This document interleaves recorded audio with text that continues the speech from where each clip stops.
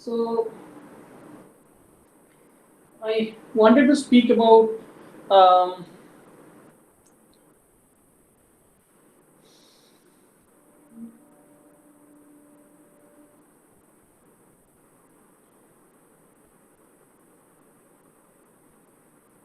this is a complete mess. I'm really sorry. I wanted to speak about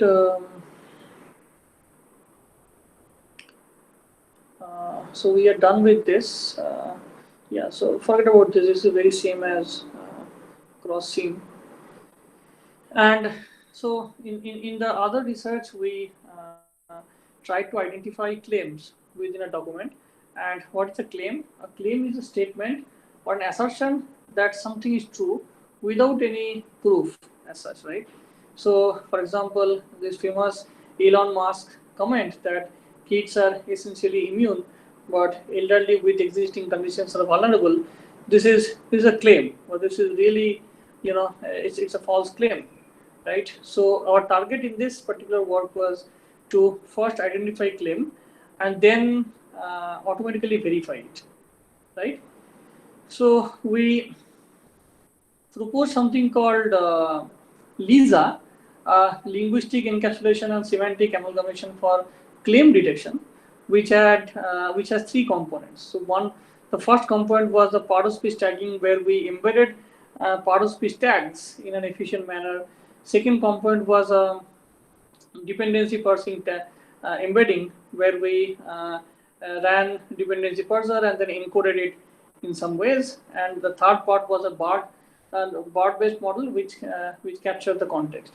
And then we combined these three signals together, just as normal concatenation. But the training procedure was slightly tricky, as presented in the right side. So the beauty of this model was it was the first model which can detect claims across all types of posts. A structured post like a Wikipedia or a news article, a semi-structured post like a comment, or an unstructured post like a tweet. Right.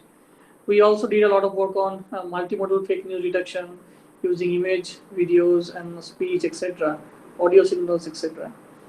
And the second part we wanted to show our work on hate speech. I really do not have enough time. So the kind of work that we are doing here is how can we predict the spread of hate speech? So it is related to the virality prediction, right?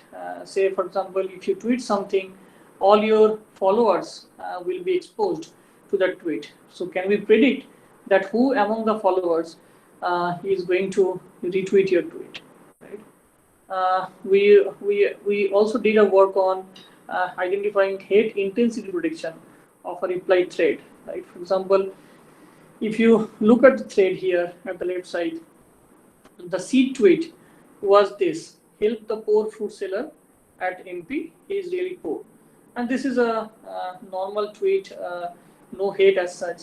But the kind of reply that this particular tweet has gotten over time is really dangerous. For example, someone posted that be careful, he is a Muslim.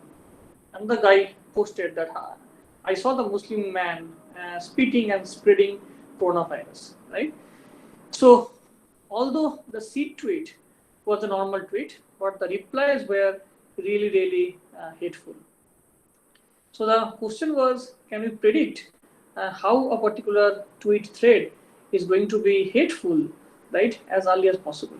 So we proposed a model called Desert, which is basically a deep state space model influenced by the signal community, signal processing community, and we mapped this entire problem to a time series prediction problem. So we don't have any much time now. Let me quickly move to the last part. So, as I was mentioning at the beginning, in our lab, we mostly work in four major thrusts. So the first thrust is basically on cyber informatics, where we, along with hate speech and fake news, we also look at fraud activities, collusion in different social media, mostly black market activities, on social media. Second thrust is modeling dialogues and conversation, where we are looking at both natural language generation as well as natural language processing part. The third thrust is graph mining social network analysis, where we mostly look at adversarial attacks in different networks. And the fourth one is low resource language processing, where the tasks that we target are missing translation, summarization, conversation, and so on. Mostly for Indian languages like Hindi, Bengali, Marathi, Tamil, Telugu, etc. So, if you want to, know more about speech, disinformation, etc. So, this is the survey article that we recently wrote, and as you see, the author list is quite large. People from Facebook, Italy, and other parts of the world. We actually, we gathered and thought of writing this survey paper. This should be available on archive. And if you want to know more about the part of the research, the part of the presentation that I was unable to present, it is available on this book. I recently wrote another textbook called Social Network Analysis. This is for mostly undergrad, third year, fourth year undergrad students, and master students, and first year PhD students to know things. Simple things in social network in a simple manner. This is not public though. I mean, the Oily has promised me that it would be online by April. So you may also look at this book as well for your reference. So I'm really sorry for the mess, for the interconnection, etc. But I hope you, at least I hope I was able to, make you. I was able to convince you why this is a very important problem, a very timely problem in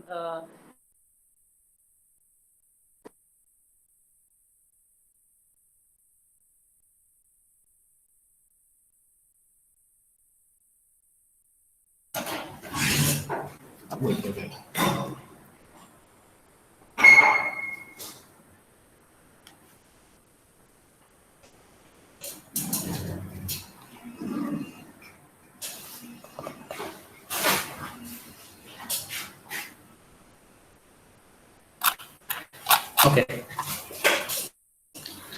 Thank you, sir. Thank you so much, sir. Now the participants who wants to ask any question can go ahead.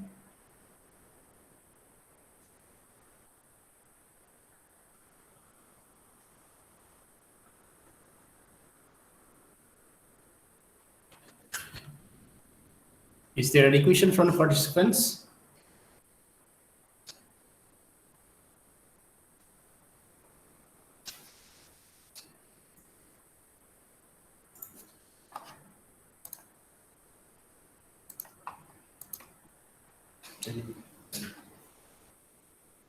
Okay. Thank you, sir, for your time. Now our Wait. Tonmoy, can you hear us? Hello, Tonmoy?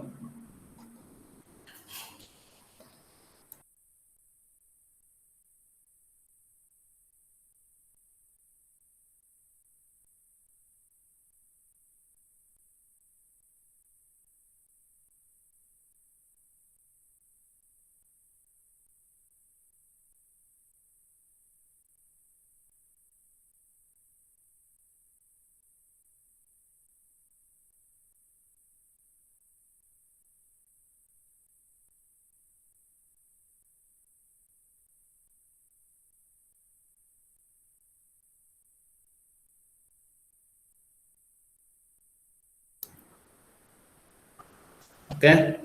Once again, we thank the speaker, Tonmoy Chakrabarty, and next we would like to invite Dr. Christopher J. Brandt from University of Cambridge. Christopher, can you please turn your camera and the mic on? Yep. Hello, I'm here. Oh, can you please turn on your mic and the camera as well? Yes, they're both on. Can you hear me? Is it? Yeah. Yes, sir, we can We hear. can hear you. Yes. And, Yes, and sir. see me? There you go. Yeah, there you go. Yes, sir. Okay. There you go. Yeah. Yeah. Okay, fine. So now it's my privilege to invite Dr. Christopher J. Bryant from University of Cambridge, England. He will be talking on an introduction to automatic grammatical error correction. Dr. Christopher Bryant is Research Associate in the Natural Language and Information Processing Group at the University of Cambridge. His research mainly concerns the automatic detection and correction of grammatical errors in non-native English text. He built and developed the Error Annotation Toolkit, or N, which automatically annotates parallel sentence with error type information, and also recently led the building educational applications shared task on grammatical error correction. He completed his PhD on the automatic annotation of error type for grammatical error correction at the University of Cambridge in the early 2019. He was a member of Churchill College before he came to Cambridge. He spent 2 years working as a research assistant in the School of Computing at the National University of Singapore. Before that, he completed a MSc in Speech and Language Processing and an undergraduate MA honors in Chinese and Linguistics, both at the University of Edinburgh. Now, may I request you, sir, to kindly start your keynote session? Yes, okay. Thank you for the introduction. Let me get this going.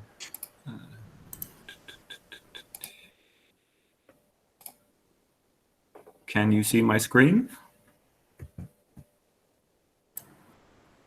Yes, sir, we can. Everyone can see? Okay, then I will begin. So, part one, introduction. So, just to give you, to start off, I thought I'd tell what the aim of this talk is and what the goal is. I'm going to assume that not many people know much about error correction, and so I'm going to assume very limited knowledge about it. So I'll start at the beginning, and hopefully I can give you a good overview of the field, its direction, its progress, and so on as time has passed. I'll mainly talk about error correction, GEC, in the context of English as a second language, but we'll also mention a bit about GEC for low resource other languages. And as to why this talk is timely, there has been a lot of growing academic and commercial interest in recent years. Particular, I'm sure many of you know of Grammarly, but also in the recent shared task on error correction. We also had participating teams from Microsoft and IBM. So it's a very hot topic, and definitely lots of companies and research groups are getting more involved. Finally, with this, it's also worth mentioning that error correction can be a task in itself, but it can also be used in other tasks. So particularly if you're processing, for example, social media posts or machine translation, then you might want to correct grammatical errors in your text before you run, I don't know, sentiment analysis or machine translation. So that out of the way, the overall talk will have 5 parts. The introduction, which is this bit, where I'll tell you a bit more about what grammatical error correction is and some of its challenges. I'll then talk about some of the previous approaches to error correction, going through the history from rules, classifiers, SMT, and neural machine translation. Then I'll introduce some of the common data sets used in the field, as well as the different evaluation metrics, both automatic and human. I'll then talk a little bit about some of the latest neural systems, both as machine translation and other hybrid systems. And then finally talk about some of the more recent, like I'll mention the shared task or the findings in the shared task, the most recent shared task, and also some future research directions as to where it's going next. So what is grammatical error correction? Well, in error correction, we assume we have noisy native text. For example, I think, comma, that everybody deserves privacy, including famous people, and so on. The goal of grammatical error detection, then, is to find the errors in this sentence, highlighted in red, while the goal of grammatical error correction is to then correct these errors to what they should have been, which is highlighted in green. And that's basically the overview of what the task is about. Now, there are many challenges involved in this task. So firstly, there is often more than one way to correct a sentence.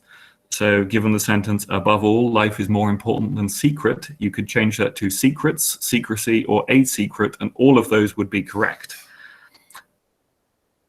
Similarly, include could be changed to in conclusion or to conclude. And so systems must take this into account. Like often you will build a system to produce a single correct answer, but just because it doesn't necessarily match with the gold standard doesn't mean it's wrong.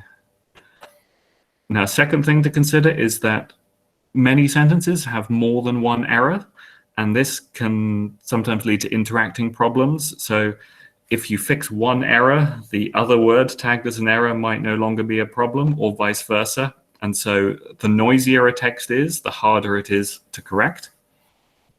Another thing to consider are long-distance dependencies, so particularly with things like subject-verb agreement errors, where a subtle scent of red sweet apples and cinnamon sticks goes to is present.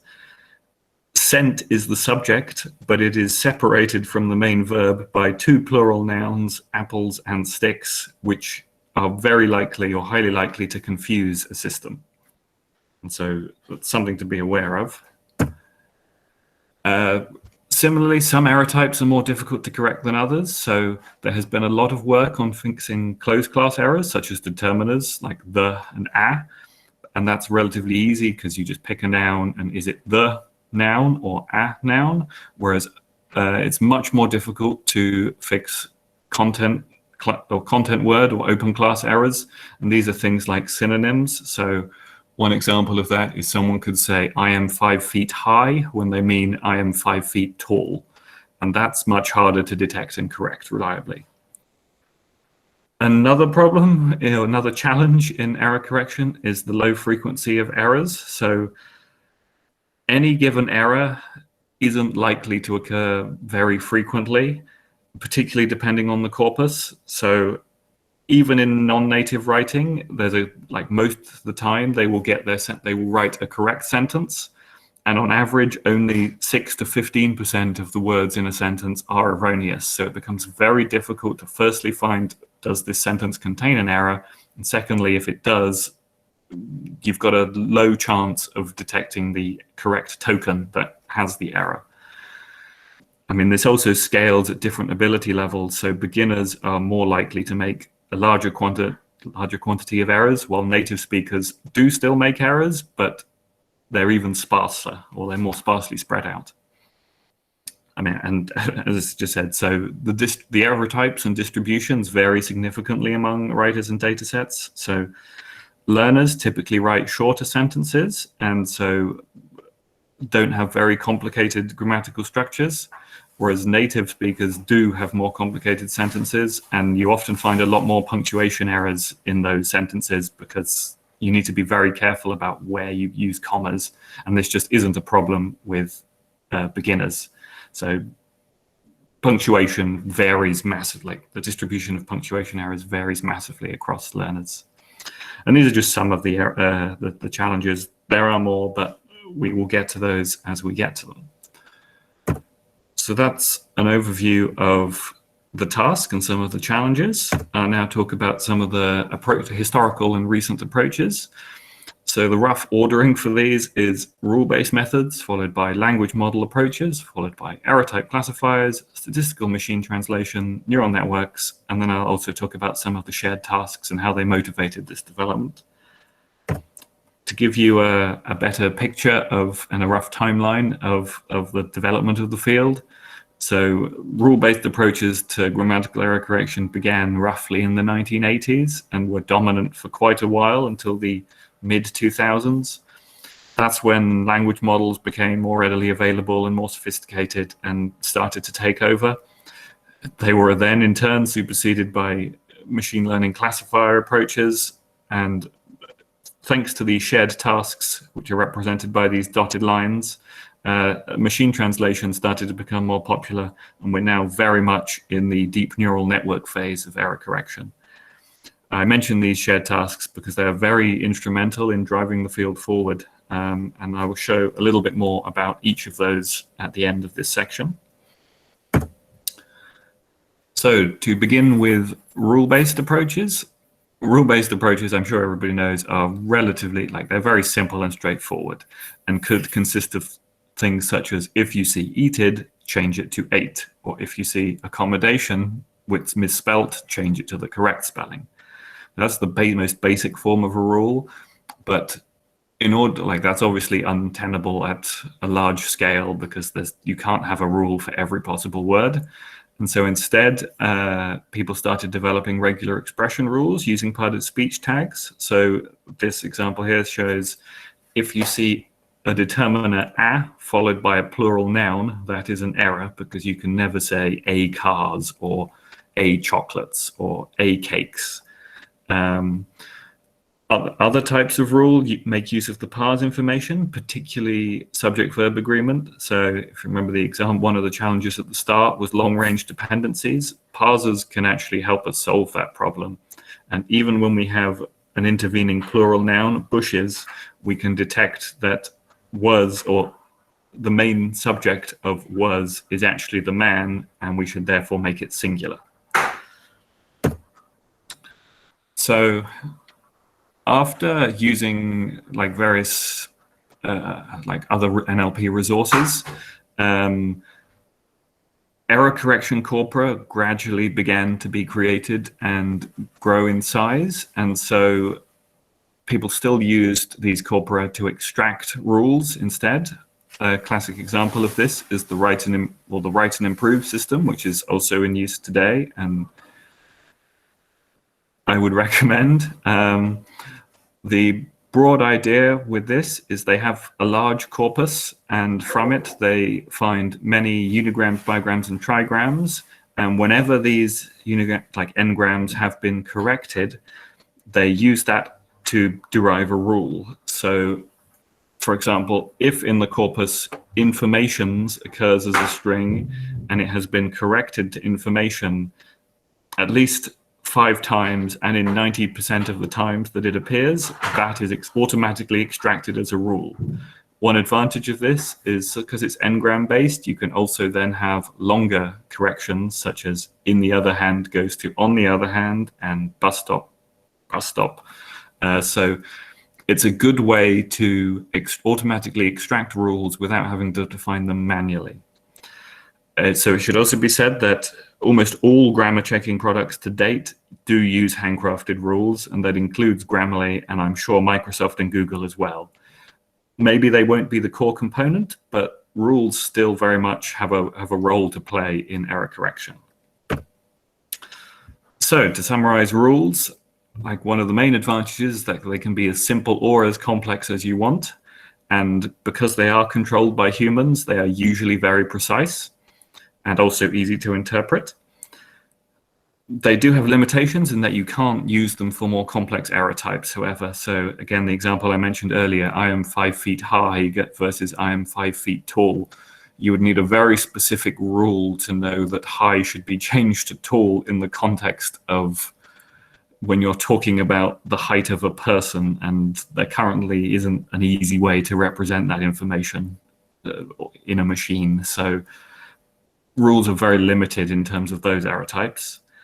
Another potential pitfall is that they require language-specific knowledge. So again, rules must be curated by humans, and the scope of all possible grammatical errors is huge, and so it's unfeasible. Excuse me, sir. Oh, yes. Yep. Sir, how it could be a weakness that the requirement of the language-specific knowledge? Mm-hmm. What? Because the grammar is essential, to identify that there is an error in some sentence. Language-specific knowledge is required in every case, so it should not be a weakness. It's an essential factor. I mean, from my point of view. Okay. It's a weakness in that, okay, maybe a different way of saying it is that you need to have a rule for every specific language. So if you want to build a grammar checker for Spanish, you now need to know about all the grammatical rules of Spanish and or if you want to know French, then But you also need. Yep. how we can identify there is an error without having the language knowledge? Well, so that's so the later parts. In this case, humans have to identify that knowledge themselves, but with machine learning can possibly automatically detect and extract this information for us. So that's the goal there, if that makes sense, hopefully. Okay. So another thing is that rules, again, you can't maintain a large database of rules because it quickly becomes untenable. So that's rules. But anyway, moving on to language model approaches then. So in language model approaches, we use word frequency as a proxy for grammaticality. So with detection, that means we can score the overall probability of a sentence. As we've got in this example here, we work from home no versus we work from home now. And the basic intuition is the ungrammatical sentence, or the sentence that contains an error, will have a lower probability than the correct version of the sentence. Now that's detection, but for correction, typically people constructed small confusion sets for specific errors that they've detected. So in this example, I am looking for-way to see you soon. For-way was detected as an error. And so we can try alternatives perhaps suggested by a spell checker, and that gave us forward, Norway, and foray. So I am looking forward to see you soon, gets a probability of 1.8. I am looking Norway to see you soon, gets much lower, and so on. And then you can also iterate this process for every single error, gradually improving the overall probability of the sentence. So in addition to using language models on their own, you can also use them, or they are also often used in re-ranking things like machine translation. So machine translation systems will typically provide more than one candidate output, and these can then all be re-ranked based on the language model. So if these were the 10 sentences provided by the system, the language model can then score them, each with individual probabilities, and ultimately we can decide which of these is the most likely candidate. So strengths and weaknesses of language models. Well, language models only require native text, which is a lot more readily available than parallel data. They can theoretically target all error types if you can build a confusion set for them. There are also various tools available already for language model toolkits, so they're easy to implement. And they're also versatile. So like rules, most, or I think probably all current commercial systems will use a language model component somewhere, just because it's a good sanity check to make sure that you've improved the original sentence by some amount. Now, one disadvantage of language models is that probability is not entirely equivalent to grammaticality. And you might have the sentence, I am at home versus I was at home. And the language model might say, oh, I was at home is more likely than am at home. But of course, both sentences are already grammatical. And so it's not the case that you want to change every single error, because there is a limit to how much you can approve a sentence, and language models don't cover all possible cases. A related problem is that they cannot handle, or well, they can, but rare and unseen words just mean there's a lot less information for the system to go on. So paraklausithron is an obscure term in poetry, and kefefe was a famous typo from Donald Trump a couple of years ago. Now, both of these are valid words, but they're unlikely to appear in many contexts. And with that in mind, a language model will highly likely go, oh, these are probably spelling errors or something else. But just because they're rare doesn't necessarily mean they're wrong. Another limitation of language models is that, well, traditionally they couldn't handle long-range dependencies well. That's particularly true in n-gram language models, where you only had a very limited context. Neural language models do a lot better because they are able to capture longer range context, but it's still something to keep in mind depending on the type of language model you're using. Another difficulty is potentially generating the right confusion sets for correction.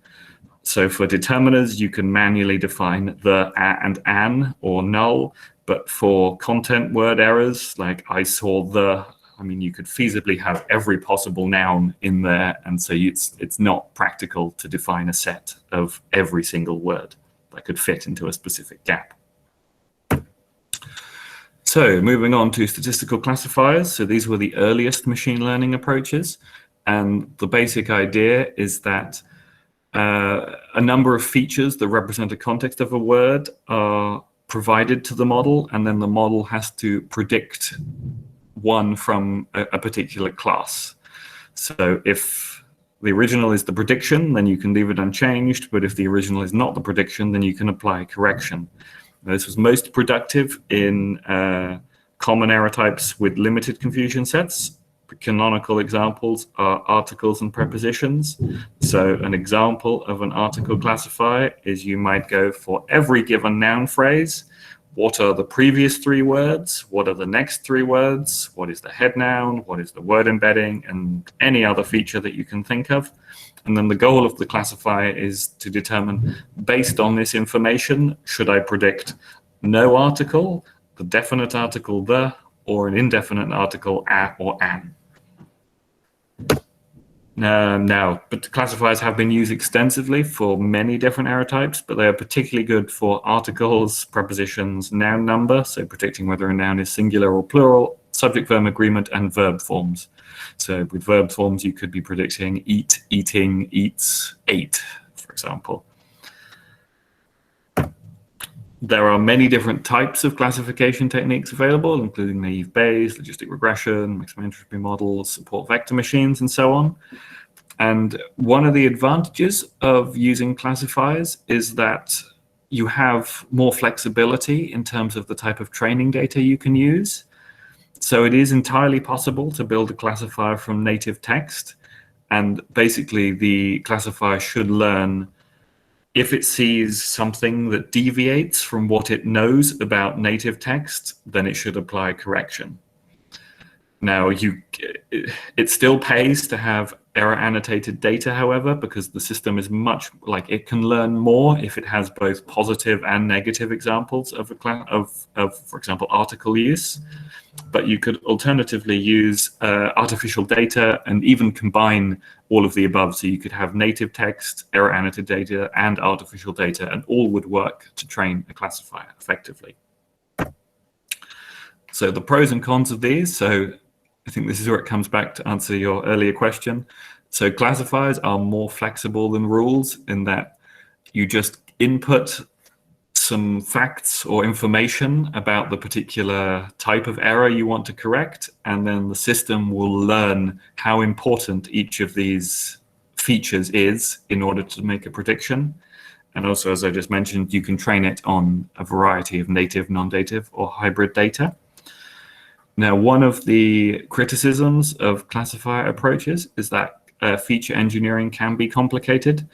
So I showed some examples of features, and you could have like the previous three words and the next three words, but you could also have like the previous four words or the next four words, or just the next two and the previous two, or any combination of the above. And so it can get tricky trying to determine exactly which information is useful.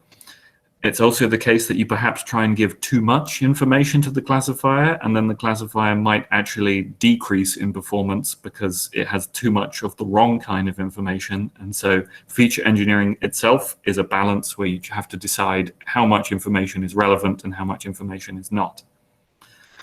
As I also mentioned earlier, so classifiers are generally better for closed class error types, and they typically only target single error types. So you have to build a separate classifier for determiners, a separate classifier for prepositions, a separate classifier for noun number, and so on. And at the last point here, so the classifier order matters. If you decide to correct the text and apply the determiner classifier first, followed by the preposition, followed by the noun number, you will get a different result if you apply noun number first and then preposition and then determiner. And again, there is no real way to decide, or it's not entirely clear which classifier you should apply first or whether this is the best way of doing things. I mean, also, if so, I will talk about error types a bit later, but different frameworks have between 28 and 77 error types. So there is no practical way that you can build 77 classifiers and then decide which one to apply first. So those are some of the weaknesses of classifiers. Excuse me, sir. Yes? I had a question. Yep. Is this classifier model will be able to detect the interdependencies of error types if they are interdependent? No, they cannot, which is another reason why the classifier order matters. So a good example of that would be subject noun number and subject verb agreement. So if you get he eat, if you apply, so the cat eat, let's say, if you apply the noun number classifier first, you will get the cats eat. But if you apply the subject verb classifier first, you will get the cat eats. And depending on the context, one or the other might be better than the other. But you also then have to watch out for, like, if you apply both at the same time, then you could end up with the cat eat goes to the cats I think eats. again it will depend on the order of the classifier that we are using. Yes, absolutely. Right? Yes. And so, yes, that's one of the weaknesses, and also one of the reasons why people typically don't use classifiers anymore. Okay, I will keep going. So now on to statistical machine translation approaches. So the basic idea behind machine translation is that we can view the problem as a translation from incorrect to correct English. This was inspired by the noisy channel model, where the idea is that you have a clean source sentence that went through a noisy channel and came out the other side as a receiver, and we want to recover what the original source sentence was given the noisy output that we got. And this can be reformulated using Bayes' rule. So the broad idea with this is that so the first requirement for this is that you require a parallel corpus of original and corrected sentences. So this is the first time thus far with models that we actually need parallel data. And the general approach is that you align the sentences at the word level, and then you can extract phrase mappings into a phrase table, which is this diagram down here. And then you navigate through this lattice in order to decode and use the phrase table to produce a translation. So in this case, let's remains the same, but discuss about gets mapped to discuss. This stays the same, information goes to information. And so there will be probabilities associated with each of these words and transitions. So the first machine translation. Excuse me. Yes. Yeah, Yep. Krish, I want to ask is about the data. Like, how is the wrong sentences in the parallel training used? Like, are they artificially created, or kind of they are scrapped from the data as incorrect one? I will ask you to hold that thought, because I should answer that in the data section, which is coming up after this. Okay. Okay. So, fine. but yeah, I will get to that. Don't worry. Okay. So the first machine translation system was used in 2006, and that was only to correct a specific error type. But statistical machine translation became a lot more popular in 2014, where the top two systems in the Connell 2014 shared task used it, and that sort of stimulated the growth or the interest in machine translation approaches. So as well as building a dedicated translation system from incorrect to correct English, People also tried or experimented with round-trip translations, where they took an ungrammatical English sentence, translated it, for example, into Italian, and then translated the Italian back to English. And that sometimes works well as well. So that you can get away without having specific error correction data, because machine translation sometimes encodes enough information to resolve certain types of errors sometimes. Now, the biggest benefit of machine translation over the classifier examples we just talked about is that they do correct all error types simultaneously. And following on from previous question, yes, they do handle interacting errors. So you won't get problems with subject-verb agreement and noun number. Another benefit is that they work at the phrase level, so could correct possibly correct phrase level edits, whereas most of the previous methods tend to work only on individual token-based or words. They also require no feature engineering, unlike classifier approaches, or linguistic knowledge, and the machine translation system just extracts all the possible translation pairs from the data, and so doesn't require particular linguistic information like lemmas or previous parts of speech or previous n-grams and so on. This also makes them straightforward to train for other languages, but with the caveat that data is available. And that is always the big problem with machine translation. It requires lots of data, and for a lot of language pairs that may not be available. There is also the problem with out-of-vocabulary words. So this is a particular problem in error correction, where you're more likely to encounter spelling errors. And if the machine translation system has never encountered a particular spelling error before, then, I mean, it'll basically treat it as an unknown word and won't know how to correct it. Yes.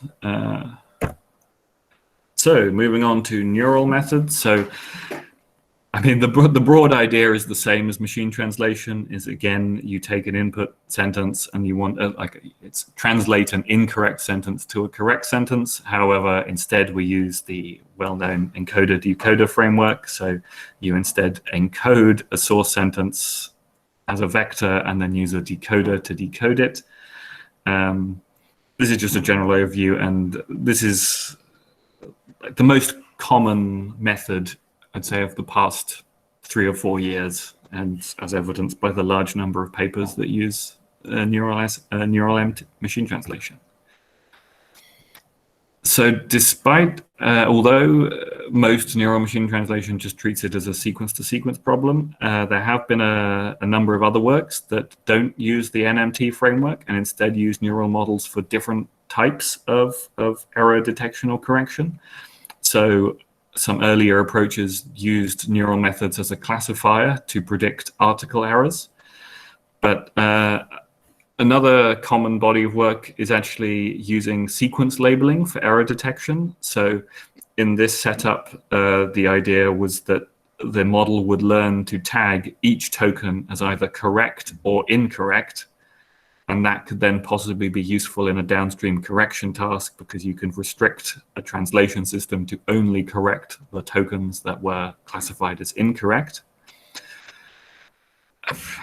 So, of course, also there's all the recent advances using transformer-based NMT or language models or representations. And so people have also begun to include that into their systems. But so perhaps one of the more exciting recent approaches is actually, instead of using or instead of having a machine translation system, they instead treated error correction again as a sequence labeling task, but instead of predicting whether a token was correct or incorrect, they predicted a label which basically informed what the correction would be. So in this example here, like the majority of tags or majority of tokens will get tagged as self, which means they should just get translated to themselves. Whereas other tokens might predict that, oh, this token is a subject-verb agreement error, and therefore we should change it to the other form. And similarly, like particles should be changed. So basically they'd learnt a lot of sequence of labels of change this verb to or change this noun to a plural noun, or vice versa. And like, this worked remarkably well, and I think so. This Emelianchuk paper, I think, is one of the latest state-of-the-art papers. They've got the highest results on a couple of the benchmark data sets. So strengths and weaknesses. Again, like SMT, NMT approaches or other neural approaches tend to be able to correct all error types simultaneously.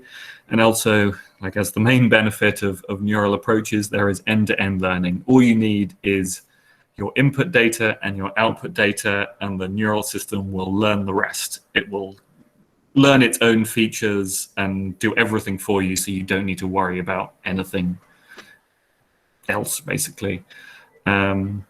They're also particularly good at fluent output, because you can often combine neural systems with a language model, and that, like, so far that has tended to produce more fluent output than other typical approaches. So in statistical machine translation, because it's phrase-based, it might not always be the case that different phrases kind of are very fluent. And as I said, this is the state of the art. The big problem, of course, with neural approaches in general are that they require lots, and that can mean lots of parallel data. They're also computationally expensive, and because they're powerful in that that the model learns features or learns what to do from the data itself, it can be very hard to, well, it is hard to interpret, but also tweak. So whereas with rules, you can add a little rule to make the system behave in a specific way, you can't really do that very well with neural models. And this is why many of the commercial systems, if they do use neural models, they will also have rule-based approaches that kind of facilitate more modification in order to improve the overall result. So this slide gives you an overview of the shared tasks that have taken place, as well as what error types they tackled, corpora were involved, how systems are evaluated, participants, and the approaches. So I particularly like the story here, in that the first shared task took place in 2011, and they asked participants to correct all error types. Now, not many people took part, because, I mean, basically it was a very hard task. Although we have a highest score of 21 here, I think like the other 5 teams barely hit 10 F score, and I think the general consensus was that this was harder than people expected, and that's why for the second shared task they decided to simplify it and focus only on determiners and prepositions. This is also why you see the popularity of classifiers increasing, because it made sense. You could train 2 separate classifiers for these 2 error types, and that was like a good idea. Connell 2013 then changed things and added a few more error types. Classifiers were still quite dominant, but this also highlighted the problem that you shouldn't really be building classifiers for every error type. Connell 2014 then felt that people had enough experience with, in the past 2 years, that they reintroduced the task where you had to correct all error types. And so this is also where machine translation also began to shine. So there were some machine translation approaches in Connell 2013 that did okay, but in 2014, that's when they really began to take off. And I would say in the years between the Connell 2014 shared task and the BEA 2019 shared task, there was quite a lot of output using SMT. But then by the time we get to the shared task, which we ran like 2019, as you can see from the approach diagram, like deep learning has really dominated completely. There were a couple of language model and leftover SMT approaches, but pretty much every participant used a neural machine translation approach in some form or the other, mainly differing in terms of the type or amount of data they used, whether they used ensembling approaches or like various other tweaks to their system. So in addition to the shared tasks that mainly have driven the field in English error correction, there are a couple of other relevant shared tasks that are worth mentioning. So in particular, there's the automatic post-editing for machine translation shared task, which has been going since 2015. Now, this is very similar to the task to error correction, except instead of correcting grammatical errors produced by humans, the goal of this shared task is to basically fix errors made by machine translation systems. So there is some overlap, but it's also the case that machine translation systems produce errors that are slightly different in some way to the errors produced by humans. There was also a task on automatic evaluation of scientific writing, and the main goal of this was, so it's quite difficult writing good academic papers, and the goal of this was they wanted to try and build a system that could help, like particularly academics and researchers, improve their writing. So in addition to these other English language error correction tasks, there have also been two types of error correction tasks for Chinese, which have also been ongoing. Well, the NLP-DL one has been going since 2014, grammatical error diagnosis, and then also another one in 2018. And there has also been another shared task for Arabic. But these are the only languages so far that have had shared tasks associated with them. And that's the end of the historical and overview of all the different approaches that people have taken. So hopefully I will now get to some of the questions about data and what people use to train these systems. In particular, so in this section, I will first talk about annotation in general and how some of these data sets are created and some of the pitfalls and things to watch out for. I'll then introduce like the most commonly used corpora, as well as their size, domain annotations, also whether they've been annotated, and also talk about artificial data. Artificial data is a hot topic right now in particular, and I'll also talk about that a bit more in the fourth part. And then I'll also introduce the various evaluation metrics, their pros and cons, as well as human evaluation and what the state of the art is there. So in terms of annotation, like the goal is fairly obviously to build a corpus of learner errors, which will let us analyze error patterns and which we can hopefully then use as training and test data for machine learning. Here is a sample annotation. Typically you will present, I mean, it's very similar to the track changes feature in Word and Google Docs, where you will present an annotator with a text and they will then just make edits to it. As here. Now, there are challenges with this annotation, however. So there is a debate in terms of minimal edits versus fluent edits. So if you were given the sentence, I want explained to you some interesting part from my experience, a minimal correction might be to change it to, I want to explain to you some interesting parts of my experience. And although that's grammatical, it still sounds a little bit awkward and not idiomatic. You don't normally explain experiences, and so a more fluent correction would be, I want to tell you about some interesting parts of my experience. However, like it's not very clear, like different annotators will have different ideas about which one of these sentences they prefer. And so like it's something to keep in mind when you are creating data, because this can also have an impact on the kind of system you build. Because ultimately, like we should think that this is the data that the system is going to learn from. So we should get it in a format that we are as comfortable with as possible. Another problem with this is that another problem with annotation is that you can annotators sometimes encounter uncorrectable sentences. So she is of the ones that trend to make something enforcing. I mean, this is like, it sounds fluent, but I have no idea what it means. And annotators then also have to make a decision as to like, should I correct this or should I just rewrite the whole sentence? But larger edits of rewriting sentences are unlikely to be generalizable in the future. So there's limited benefit from doing that.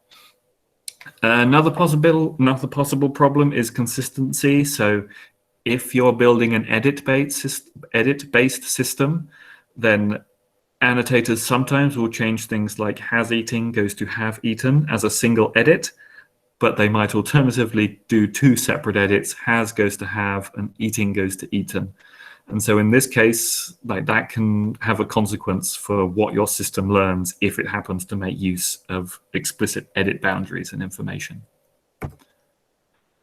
Another problem is, I think as I mentioned at the start, there are alternative answers. So this is an example from my very first paper where if you give 10 annotators a sentence to correct, it is entirely possible that you will get 10 different answers.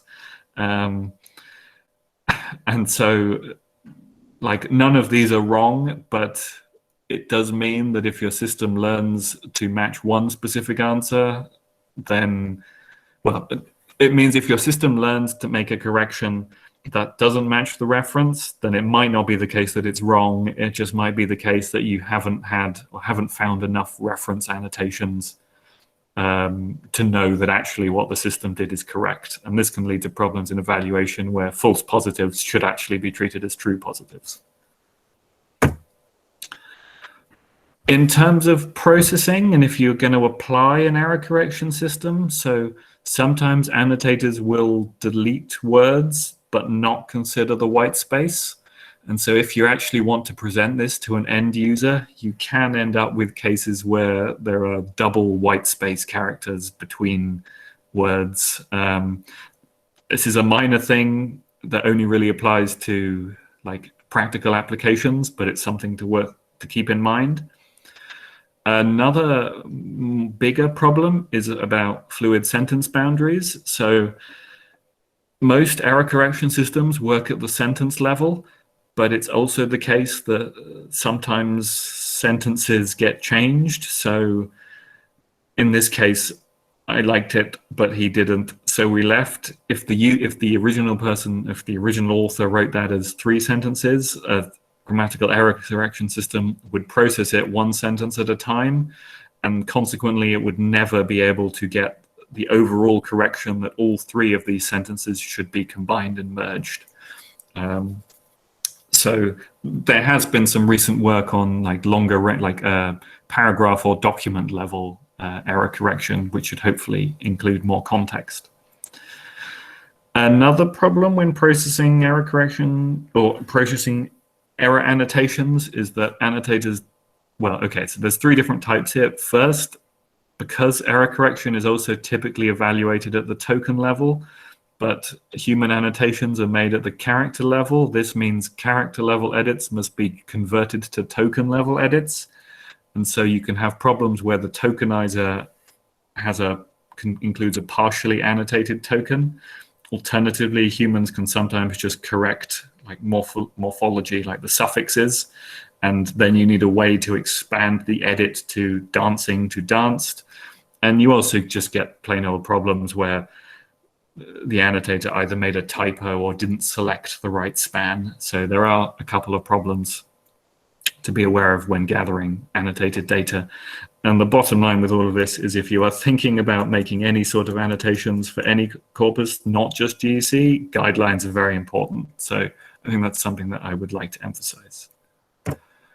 Now, answering the earlier question about data, this is an overview of the most common corpora that are used in error correction. So it particularly includes, so all these numbers for training, development, and test are in terms of sentences. I've also listed the level of the text. So this uses the European framework of reference. So you can roughly say A to A, well, A level is roughly beginner, B is intermediate, C is advanced.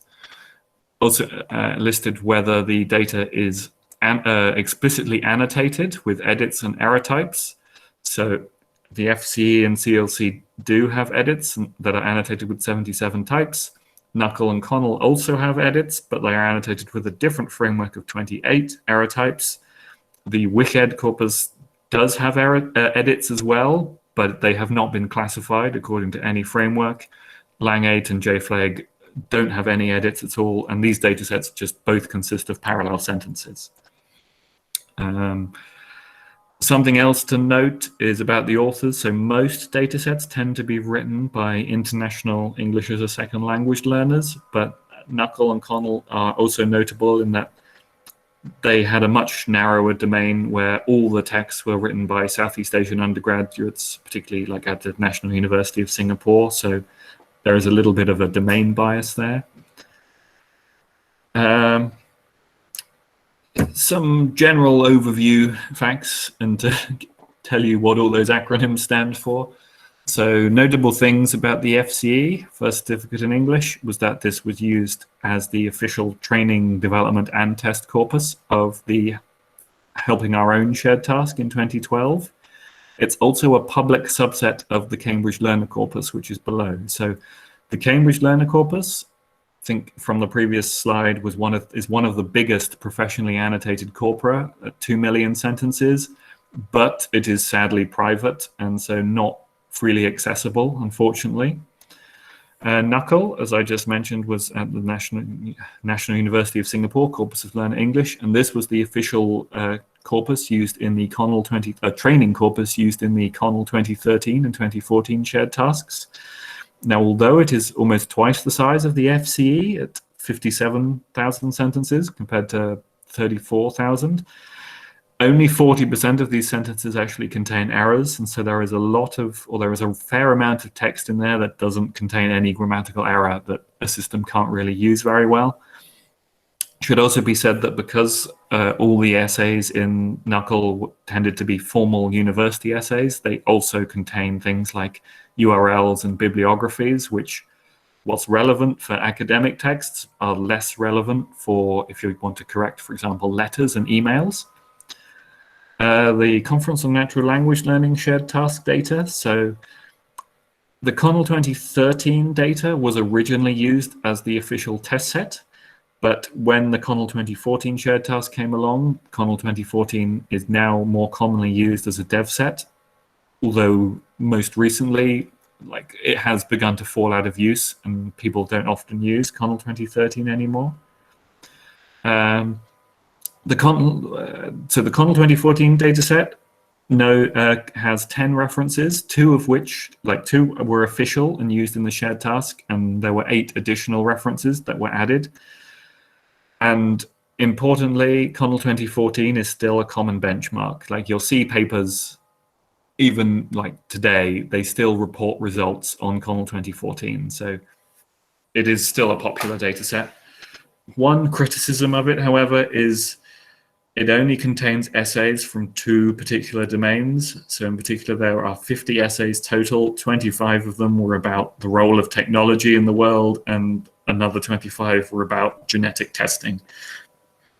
So this, I mean, could have consequences, because if you want to correct an email, text about genetic testing or technology is unlikely to be helpful. So it is a little bit more restricted in terms of domain. Now, in regard to the Wikipedia edit corpus, so from the table earlier, you may have seen that this is the largest corpus on the list at 12 million sentences. But there is a caveat in that these were extracted from Wikipedia revision history. And the big caveat is that revisions are not always grammatical edits. So basically, they managed to track any time anybody edited a Wikipedia page, but whilst that sometimes might have been a grammatical edit, in other cases they might have, like, whoever made the edit or revision might have just changed a year or a fact or something like that. So it's not always the case that edits in this corpus are grammatical, although the main benefit of this corpus is that it's a lot larger than the others. A similar story with the Lang8 Corpus of Learner English. So Lang8 is an online language learning website where users basically get to post a sentence and any other user can then come in and correct it. And the idea is that it promotes, like, intercultural language learning, because anybody's allowed to do it. The limitation, however, is because it is just a forum, it means it's not professionally annotated and anybody can type anything. Another important thing to know about this corpus as well is that there are actually 2 Lang8 corpora. One of them is the Lang8 Learner Corpus, and the other is the Lang8 Corpus of Learner English. Now, the Lang8 Corpus of Learner English is a subset of the Lang8 Learner Corpus, which is multilingual. So the multilingual corpus also contains sentences, for example, from people learning Spanish or Japanese. Particularly, there's quite a lot of Japanese in there because I think Lang 8 was started in Japan. So next, the Johns Hopkins Fluency Extended Gug Corpus, JFLEG. So the main motivation behind this corpus was that it advocated fluency over minimal corrections, as I mentioned in the annotation part. So they specifically tried to annotate the data with fluency in mind rather than minimal annotations. One advantage of this corpus is that it contains 4 sets of references in both the development and test set, but there is no training set. And also the sentences are isolated. So all the other corpora I've mentioned so far are like the sentences are as documents or essays. So you can read the whole essay or text, whereas JFLEG, it's like the sentences are unrelated. Like each sentence is unrelated. Another criticism of this is that it's the smallest test set, so there are only 750 sentences. And in contrast, so the Write and Improve test set at the end here, like that has 4.4 thousand sentences, so it's like many times bigger. And I think it's particularly important to have a larger test set because errors can be so sparse that you need more data in evaluation to know that your system is more robust and generalizable. So the Cambridge English Write and Improve and Loch Ness corpus. So this was the official corpus of the BEA shared task that we ran. The native data, which is from the Loch Ness corpus, is only available in the development and test set, but that's okay because this is also one of the first native annotated data sets. And one of the things that I like about the dataset and that we tried to do was that we balanced it across ability levels in terms of sentences. So if you evaluate on CONNELL, you only have those specific Southeast Asian undergraduates writing about technology or genetic testing as your test set, whereas in Write and Improve, you have data, you have essays, letters, a wide variety of texts from A-level, like beginners, intermediate users, advanced users, and natives. So we really hoped that this would be a much more representative data set of all different ability levels and domains. But there are also 5 sets of references in this test set to try and mitigate the alternative answer problem, and that there can be many ways to correct a text. So a quick slide about error type frameworks. So I mentioned there are basically 3 error type frameworks. The one in the Cambridge Learner corpus, which has 77 types, the one in the Knuckle corpus, which has 28 error types, and the one in the Errant framework, which has 55 error types.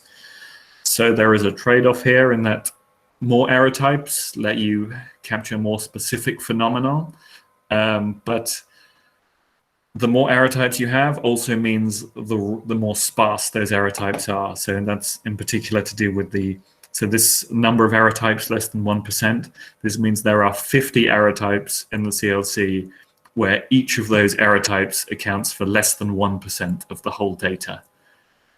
I mean, this can be particularly problematic because it just means there's not that much data for each of those error types, which means it might be difficult for a system to learn from very limited or sparse data. So I also have a list modular here, and it's best to explain that with an example. So one of the advantages of a modular framework is that it's very easy to extract specific errors. So in the CLC, R means replacement, N means noun, U means unnecessary, and N still means noun. So RN replacement noun, UN replacement noun, FN noun form. Like it's very regular in what the code particularly means. In most of the cases, the code it's a 2-letter code consisting of like an operation plus a part of speech tag. There are, however, additional codes for things that can't be represented in terms of part of speech, such as argument structure or collocations or spelling errors. In contrast, Knuckle does not do this, and instead, so whilst there are some more specific error types like verb form and noun number, it also groups a lot of types into a more general like word choice. So replacement noun, replacement verb, replacement adjective would all fall under word choice. And that just makes it much more difficult to extract, like if you want to only extract all the adjective errors, for example. Similarly, rloc minus redundancy is a kind of delete this word category and was just used in general for unnecessary words.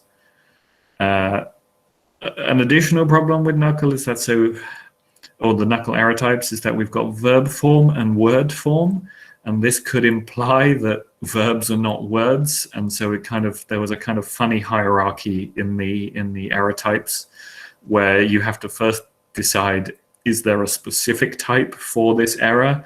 If not, use a more general word form error type.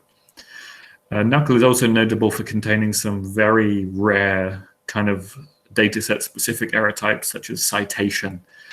I mean, citation errors did occur in Knuckle, but they're very specific, again, to the academic texts or the essays that the dataset was comprised of. And so you're never going to find a citation error, for example, in an email or a beginner learner text, because no one does referencing when they're learning. So errant is also modular, and that I again followed a similar pattern of R for replacement, U for unnecessary, but instead of having form like that, so there's only 3 prefixes: replacement, unnecessary, and missing. And then many of the other error types are part of speech-based, but if they're morphology-based, then you also get an additional morphology-based for number or form. So, I mean, I specifically designed it like this because if you want to extract all the noun errors, then you might not only want the ones where the noun was replaced, but you might also want the ones where the noun number was changed for whatever reason. So kind of tried to make that as easy as possible. Now, a significant advantage of errant, which was basically my PhD, is that it annotates automatically. There'll be another slide a little bit later giving you a rough idea how it does that. But of course, the huge advantage there is you then don't need to train humans to annotate and learn this framework manually. And instead, we can just take 2 parallel sentences and it will automatically extract the errors and then classify them. Because it is automatic, however, it does mean there is more use of the general morphology in other error types. So errant is rule-based, and whenever a rule, particularly something like argument structure or more complex rephrasing of the sentence happens, there wasn't really a way to represent that. So these just get called other error types. In addition to real data, I mean, artificial data is also a growing subfield of GEC, in particular to support the limited amount of manual data that is available. There are many different ways to generate artificial data, including applying edits from real data, matching error type distributions with real data, generating from spell checkers or noisy back translation. I will talk a little bit more about artificial data in more detail, but I thought I'd mention it here to give you a warning that will be coming up. But it's also important to note that artificial data, the quality of artificial data can have a big impact. So there have been cases where 2 different papers say that's generated, say, 10 million sentences of artificial data, but depending on what method they use to generate that data can have really quite a significant impact on the overall performance of a system.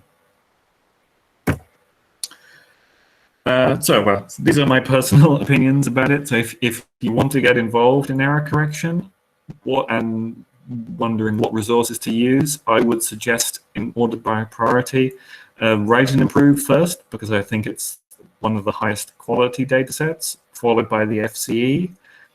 Lang8, although it is lower quality, it is also large, so that's got it going for it. And then finally Knuckle, which is a little bit noisier, but some papers actually found it harmed performance in addition to the others, but it could still help. And then, of course, artificial data, if that's something that you want to do. For development, again, for general purposes, I would recommend the Write and Improve dataset, just because you can develop on all the widest range of ability levels and domains. But alternatively, if you want to focus on prioritizing score on a particular test set, then it might be better to use an in-domain dataset. And then similarly for testing, again, Write and Improve, largest, most balanced. Otherwise, reporting results on CONL is always a decent idea, because you can compare with many more previous papers and previous work, but also the FCE.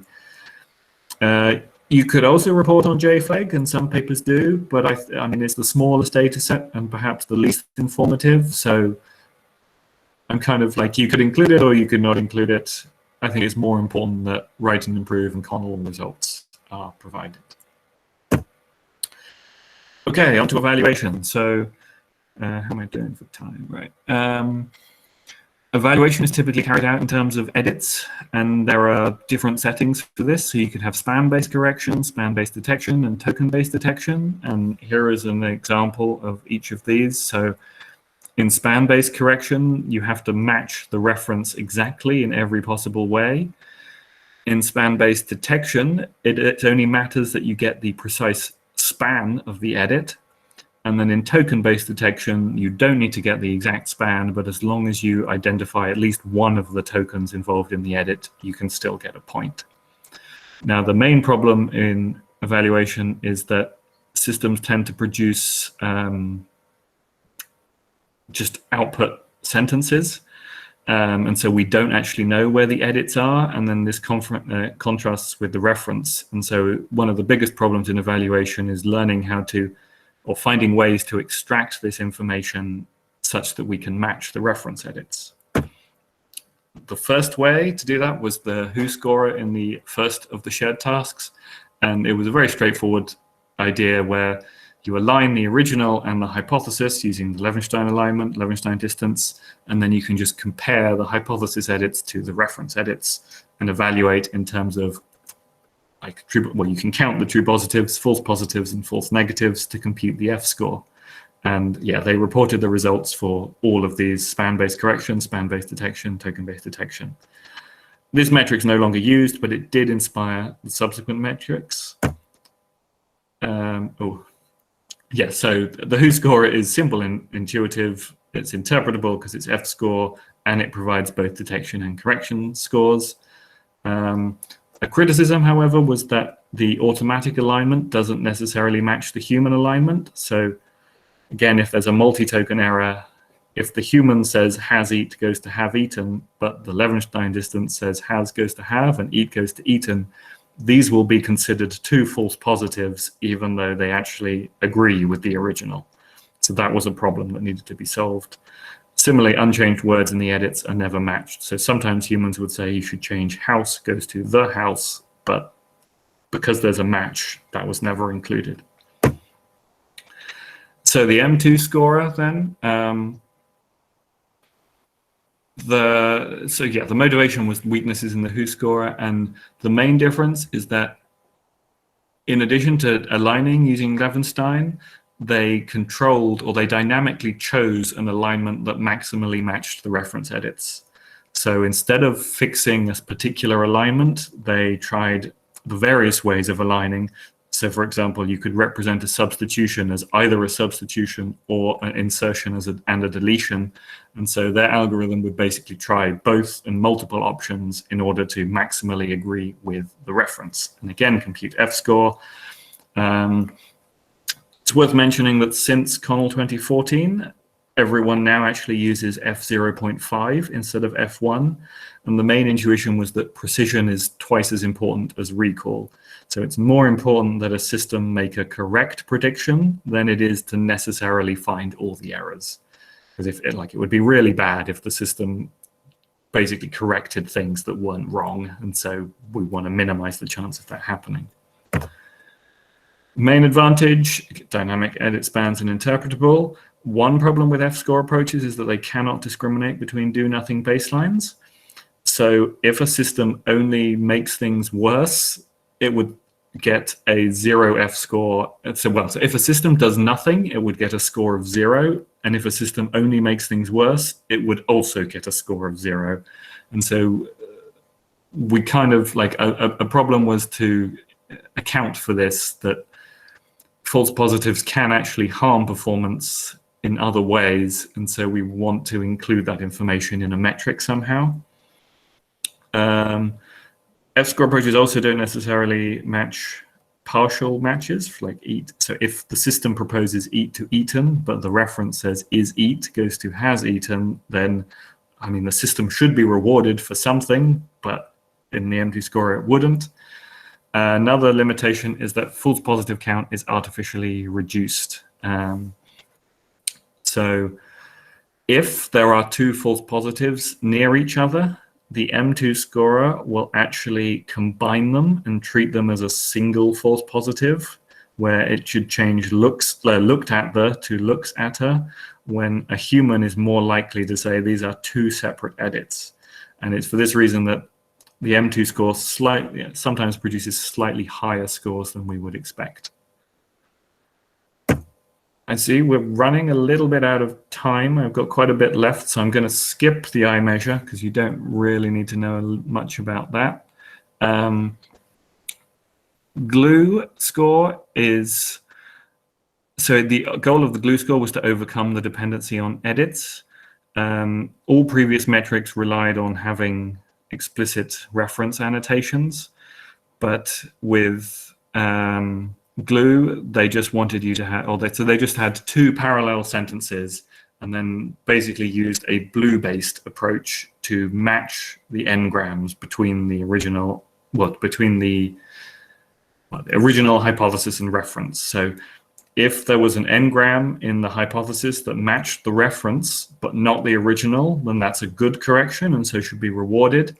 But if a hypothesis matched the original but not the reference, then that indicates an error that was missed.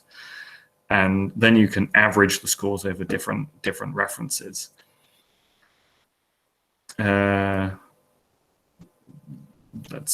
the main advantage is that you don't need reference annotations for this, and instead can just require parallel annotations.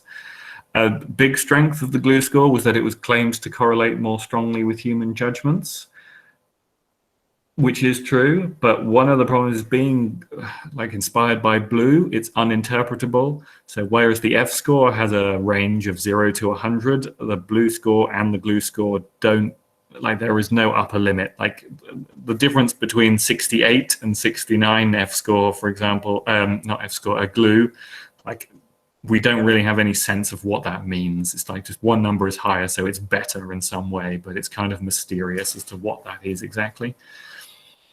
Another criticism of it is that it's found to strongly correlate with recall.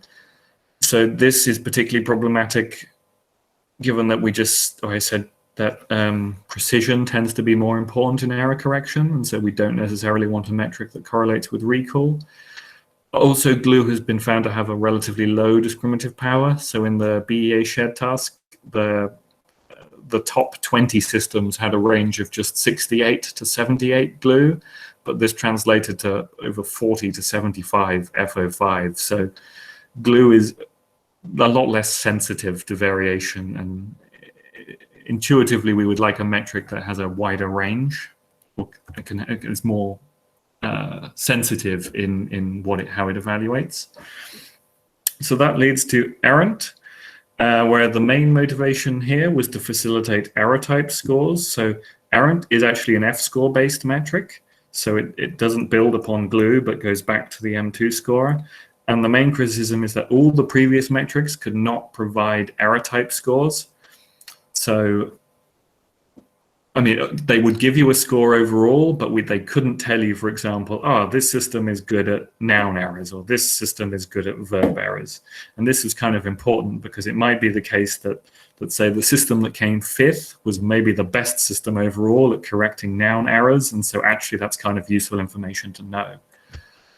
The main way AICTE works is, again, there is an alignment between the original and the hypothesis. However, instead of using standard Levenstein, I use the linguistically enhanced Damrau-Levenstein. So the main thing to know about Damrau-Levenstein is that it lets you do transposition or word order errors. and by linguistically enhanced, the substitution function or the substitution cost was replaced with a custom cost that was based on the part of speech between the original and the hypothesis, the lemma, and also any character overlap. After that alignment was done, rules were used to merge parts of the alignment, and that basically let us fix single and multi-token edits. And then again, there were more rules that were used to classify the edits based on error type. So that could be something like, if it is a one-to-one edit, both the original and the corrected are nouns, and both of them have the same lemma, then this is probably a noun number error, cat to cats, for example. And that let us calculate the overall error type scores. This is also pretty widely used and was the official scorer of the BEA shared task. I should also mention, in addition to evaluation, we also use this to standardize corpus annotation. So Knuckle and the CLC were both annotated according to different frameworks, but you can actually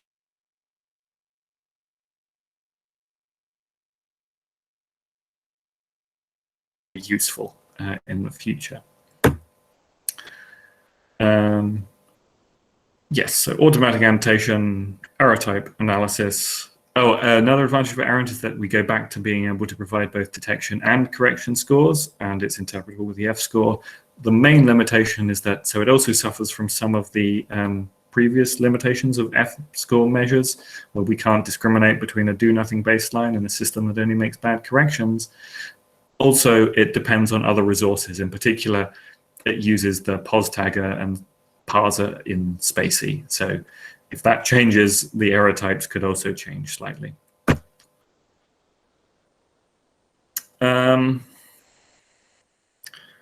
I have too many slides, I think, than I intended. So I might skip the human evaluation section I've got, because it's probably more interesting to talk a little bit about some of the latest results in neural approaches.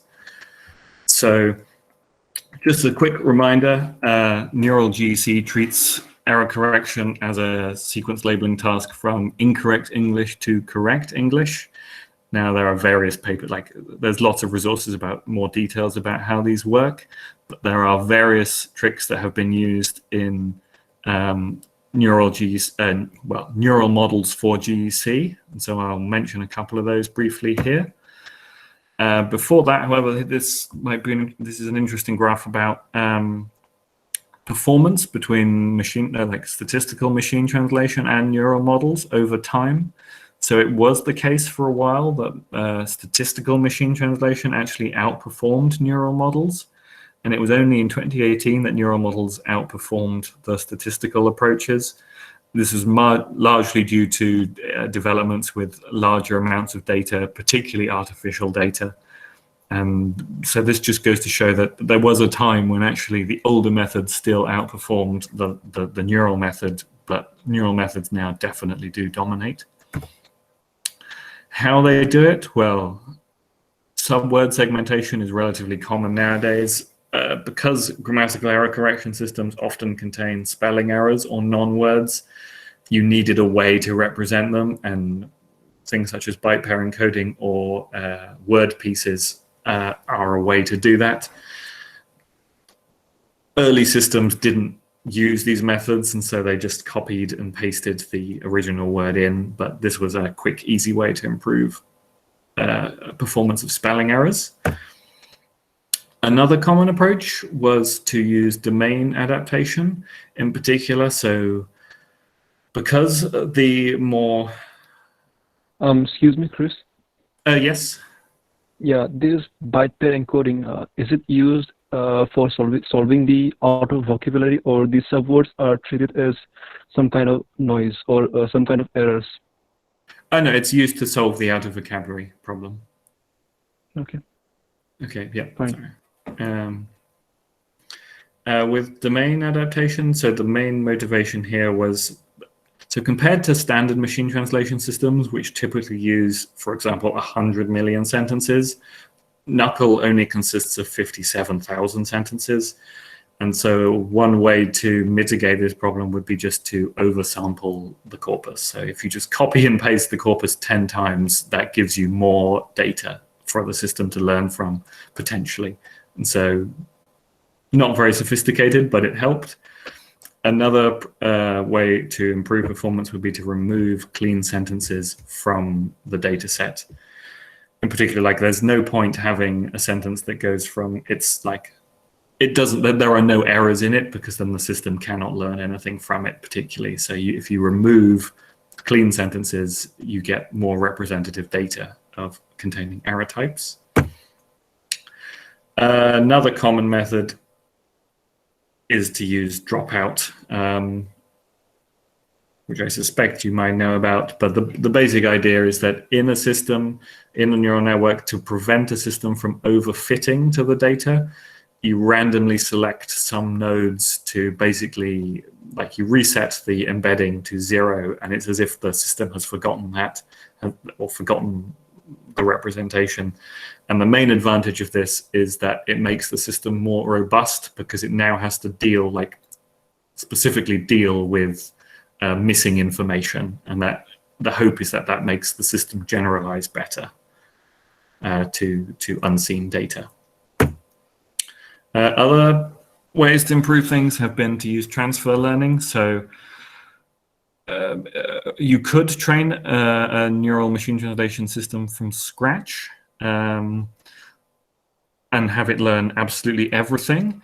But alternatively, you could also use, for example, word embedding vectors that have already been pre-trained on it, and that just means there's less for the system to learn, and it basically means the system doesn't have to start at a random initialization, and instead already has some information before it starts training. And similarly with the decoder, instead of having the decoder learn from scratch, if you train it as a language model, then it should hopefully already have a decent idea of what language looks like, and that can help the system overall as well. And then another common technique to beat the state of the art is to use model ensembling. So in this case, people will train multiple independent models and then combine them. And because each model is initialized at a different random starting point, they might end up with, some of them might have learned slightly different things to others. So then if you combine them, hopefully you can get the best of both worlds, or you can extract the best information from all of the models. That is, however, of course, computationally expensive. And I mentioned language models earlier. So a lot of these models you combine with a language model just to rescore and re-rank the n-best corrections. Okay. Now I'm aware we only have 5 minutes left. Is that right?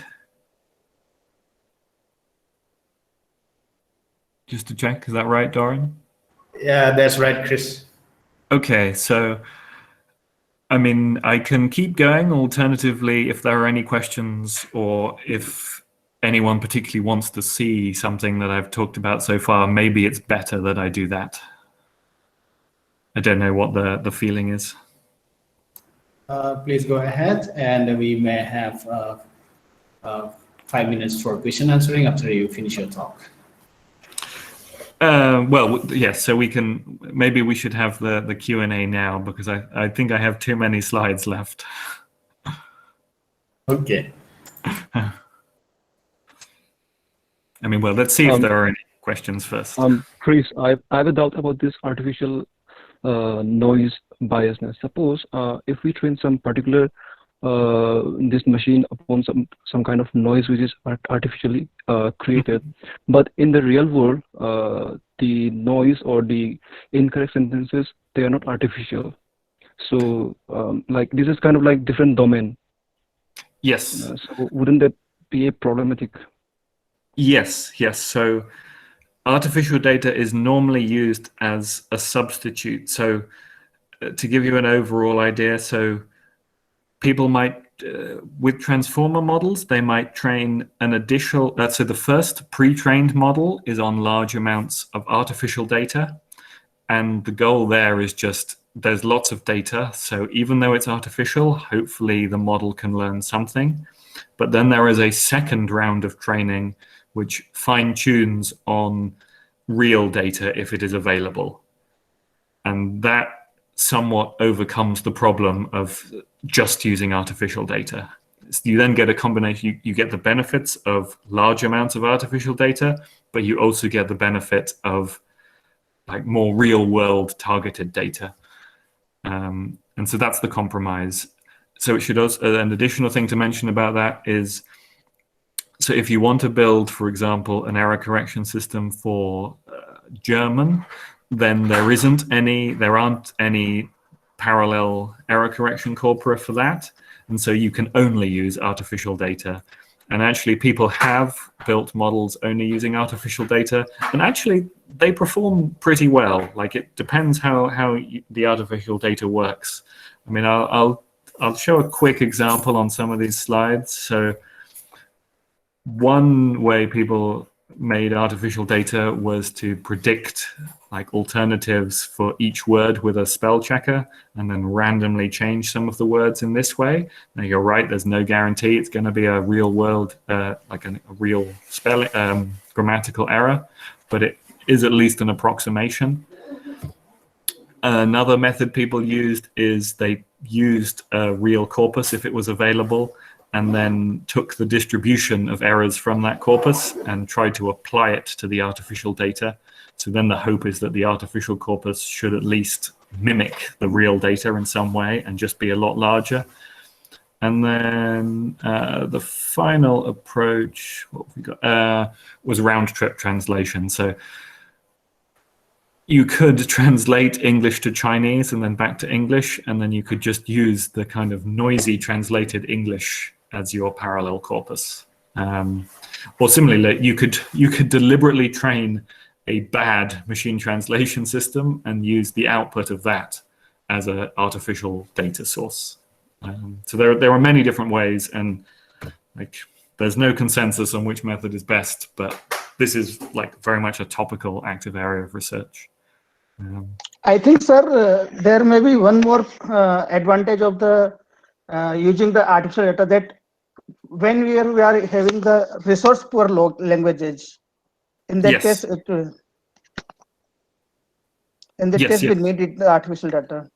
Yes, absolutely. And I mean, that is the state of the art on a couple of different languages where there are no corpora available. I mean, I don't know any error correction for Indian languages, so that would certainly be a good thing to start if anyone needs a project.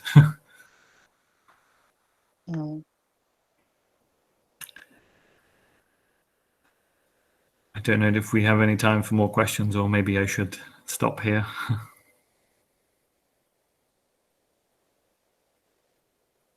So please wait for some more minutes after that. Let's wait for some more questions. Are there some more questions from the audience? Is there? Okay, so if there's no question, then that's it. Thank you, sir. Thank you so much for your valuable time. Thank you very much. I'm sorry I overestimated how much I could get through, but hopefully that gives you a good overview of the task in general. And thank you for inviting me. Thank you so much, sir. Thank you, Chris. It's okay. I'll stop sharing now.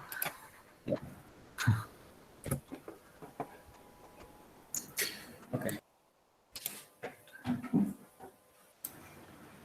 Now, I would like to invite our next speaker, Sansim Ranveer Singh from IIT Guwahati. He will be talking on word embeddings for NLP. Sansim Ranveer Singh is an associate professor in the Department of Computer Science and Engineering in the Indian Institute of Technology, Guwahati. He received his PhD from Indian Institute of Technology, Madras. During his PhD program, he was supported by IBM PhD Fellowship Award, a worldwide competition. He works in the area of information retrieval, especially on the core issues of web search engine customization. As a part of his PhD, he worked on the problem related to modeling of web page updates, designing different text classification framework suitable for web document classification, and effect of real-time implicit feedback on search result customization. His other research interests include machine learning, data mining, and complex network analysis. Now, I would like to invite Sir to give his keynote speech.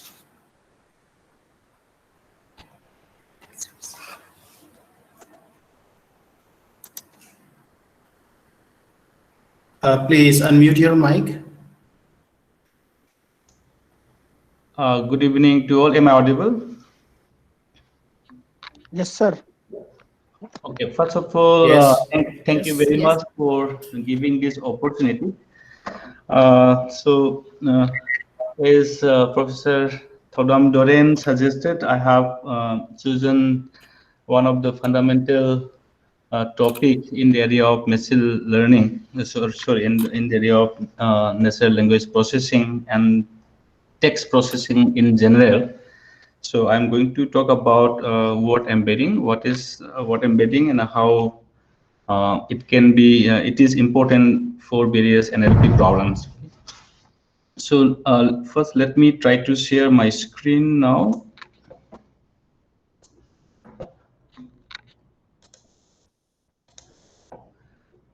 I hope my screen is visible to you. Yes, please share the slide. Okay. Okay. That's visible. Yes. Okay. So before I start, just to have a kind of brief background among the participants, I just want to throw one very generic question to the participant. This will give me a brief idea about, say, how I should proceed. So when you say NLP, what kind of problem it comes to your mind if, say, if you have not done much on NLP? What is your understanding on NLP? Can I Sir, have? some of the text summarization. Okay. Yeah, good. Text summarization. Sir, might be communication between computer and human in natural language. Okay. It can be anything like sentiment detection or something like word segmentation. Okay. Good. Okay, so in general, NLP is a kind of vast area, right? It consists of many subdomains. So some of the very popular or commonly explore NLP problem in the recent time could be something like sentiment analysis, emotion detection from the text, which could be some microblogs like Facebook posts or Twitter data, or say some text classification, or say in social media language identification. Okay, in the very core NLP initial problem, you might have heard about say part of speech tagger, NER, machine translation, machine transliteration, and so on, right? You may have so various forms of sub problems under NLP. So now there are different approaches of addressing this problem. Some initial approach might be using some statistical approach, and the later part might be using some machine learning methodology, and very recently using the deep neural network and so on. So for those who are aware of something like machine learning, you you know that one of the very fundamental tasks of machine learning is the representation, right? First, I have to represent the sample or the underlying that say domain data that I'm going to use. So if I talk about sentiment analysis, maybe I will be able to connect with you in say better if I take the sentiment analysis in general. So suppose if I talk about sentiment analysis, that means given let us say a tweet, I want to say check whether it is the given text is having something like positive sentiment or negative sentiment or neutral and something like that. Okay? So then what is the first task that I need to do? First task, I need to represent the text or the sentence that I am going to use in some form that is understood by the algorithm that I'm going to use, right?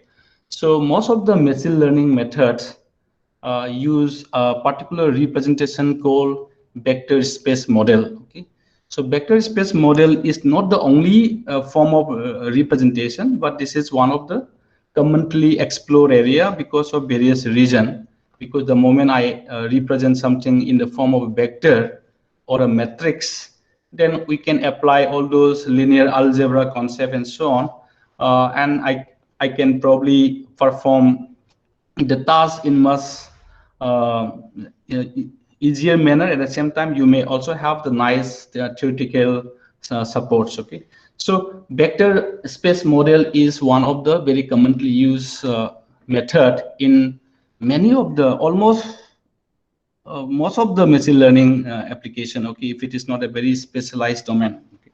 So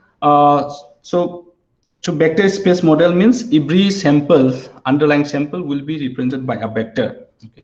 So now when it talks about word embedding, okay, so I'm talking about, say, a word or a word or token in a given text corpus, I'm going to represent by a vector. Okay, so that is what the word embedding is about, but we'll see in more in detail. Okay, so before we start say more much in detail, let us try to see some of the high level understanding of what is text analysis and how this will be connected with word embedding. Okay, so text analysis, when you say text analysis, I am assuming that I have a collection of text, which could be a collection of sentences, or which could be a collection of documents, which could be a collection of paragraph and so on. Okay, so now I want to analyze it. Okay, for and analysis means I want to perform some tasks over this collection. Okay. Some of the tasks related to NLP could be something like this. So it is a kind of more broader sense. So might be if you talk about search engine, like information retrieval, say given a query which is also a text, you want to retrieve another document which is also in the form of a text, right? So for that also, say if we can represent both the query and the document in the form of a vector, I may be able to perform say a retrieval task.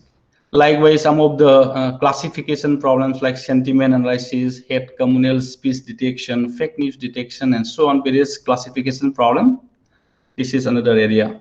In the very core NLP problem, also part of speech, as I just mentioned, NER, machine transliteration, translation, or say something like image or video tagging, which is very important in social media today. Okay. For all these analyses, okay, somehow it is related to NLP. Okay, for all these things, what you need to have in the first place is representation. Okay, you need to have a very effective method of representing the text, which could be in a form of words, which could be in a form of sentence or a document level. Okay, so if I am dealing at the level of words, I need to have a mechanism to represent the words. If I'm dealing with at a sentence level, I need to have a mechanism to represent the sentence. Likewise, if you're dealing it at the document level, you need to have an effective method to represent the documents. So, so first task is to represent the these samples that you are going to use. Okay, so when you look at the text in general, say what is the typical way of representing a text corpus in the very early stage, okay, and how the embedding evolved. Okay, that journey, let us first try to understand. Okay. So if you have any question, please feel free to stop me. So now let us assume that I have a text corpus, and let us say this particular matrix in the left hand side, I am say denoting this corpus. Okay, so what is this document is, it is known as the document and term matrix. So what it says is each row represent the document and each column represent a term. Okay, where here the term could be a word which is known as the unigram, or it can be bigram, trigram, and so on. Okay, for simplicity, let us assume that I am considering unigram, which is nothing but individual words in the corpus. Okay, so let us first understand what is this matrix. And this representation is the starting point of earlier studies. Okay, and all the other advanced mechanism comes from this simple visualization itself. So in this, if you see, there are n number of rows that each row represent a document. So that means in my corpus, I have n number of documents, text documents, and I have m number of columns. What are these m? These are the unique words in the corpus. Okay, and if you see this row, you can see that I have 1 0 1 0 and some boolean. Actually, sir, yeah. actually, you are saying that the column represents the unique word of each document. No. It's a corpus. Corpus means I have No. D1, D2, D3 are representing the rows. D1 representing one document, right? Yeah. And the column T1, T2, T3 are representing the term. Term, right. Right. And term may be either the unigram, bigram, trigram, anything. Yes. Generally, we are taking the unigram. Yeah. For this, let us say we are dealing with unigram. Okay, individual words. So you are saying that these are the unique words. Yes. M is the unique words. In your text, if in one document there are 100 words, suppose, and some are repeating, so we are not using the repeated words. That I will come to that. Okay, so we are starting with the most simplest form of representation. So let us assume that you have n number of unique words in the corpus. Okay, corpus is consisting of n number of documents in this example. And if you look at each of this row, I have 1 0 1 0 Boolean representation. 1 basically means presence, 0 basically means absent. Okay, so if you see here T1, the first term, it is 1 with respect to document D1. That means the term T1 is present in document D1, T2 is absent, T3 is present, and so on. Okay, I got the point, sir. Okay. So this is the simple Boolean representation where I just check whether a term is present or absent. Okay, so this is the Boolean form of representation. I got your point, sir. I got. And you have just mentioned the repeated occurrences. Okay, which is called as known as the term occurrence. Suppose instead of Boolean representation, I can use something like frequency count. Instead of 1, I can say 5 here if T1 occurs 5 times in D1. Okay, that can be again weighted. Okay, so weights, so you can use Boolean weights or any other weights, appropriate weights to represent this matrix. Okay, so once we have this matrix, okay, this matrix represent your text corpus. I'm clear so far? Sir. So once I have this matrix, let us see what is this. So if you look at the first row, so first, if you see the first row is also a vector, right? So first row represents the document 1 by the term, term features. Okay.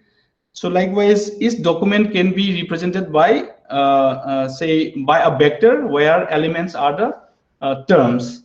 Similarly, I can also use I can also represent the terms by the document. If you look at the column vector, okay, that is nothing but the representing the term by the documents. Okay, so this is the very initial form of representing the terms and document by a vector. Okay, so once I have this form of representation, what is the advantage? I can have various forms of I can have answer to various questions. So one of the say simplest question might be, I want to find what are the similar documents. Given a document DI, what is the most similar document, right? So then if I have something like, if I apply something like some cosine similarity between two vectors, okay, which is given by this expression, I can find out similarity between the two documents. Okay. Likewise, if I want to find similar words, I can also use the column vectors instead of row vectors. I can use the column vectors and see similar terms together and so on. Okay. So likewise, even if I want to apply some, say, let us say this is about sentiment classifications, I can build by my machine learning method using this vector itself, D1, D2, whatever vector that I have. Because the moment I have a vector representation, now I can apply those machine learning methods that requires the vector representation. So you take about, say, support vector machine, naive classifier, decision tree, any form of classification or clustering method. What is the say input data? There you need to have everything in the vector, right? So now I have this vector representation. I can perform all those classes, classification classes, clustering classes, and so on. So this is how people have started the journey of addressing, processing the text. Okay, even in NLP related tasks as well. So, but what is the problem with this form of representation is that you can easily see, given a text corpus, the number of unique terms present in the text corpus is huge. Okay, if I just take one example of something like, if you have a text documents of something like 1,000 documents, text corpus of about 1,000 documents, you may have something like another say 2,000, 3,000 number of unique words and so on. So the number of features is going to be extremely large when you deal with text. Okay, but the moment you have say a large vector, all these machine learning methods, right? It is going to be computationally very heavy. Okay, so large, this is nothing but the curse of dimensionality. Large dimension is always a problem in machine learning machine learning tasks, because it will increase lots of say computation. Okay, this is one issue. Another is, if you look at this matrix, this is sparse in nature. Sparse means lots of say entries are zero. Okay, some are non-zero, but many of them are zero, because your document size may be hardly something like 100 words, but in your corpus you may have something like 10,000 words. That means every row you are going to have 90% zero, right? So likewise, these are some of the issue when you directly use this term document matrix as the vector representation. Then how do you resolve this problem?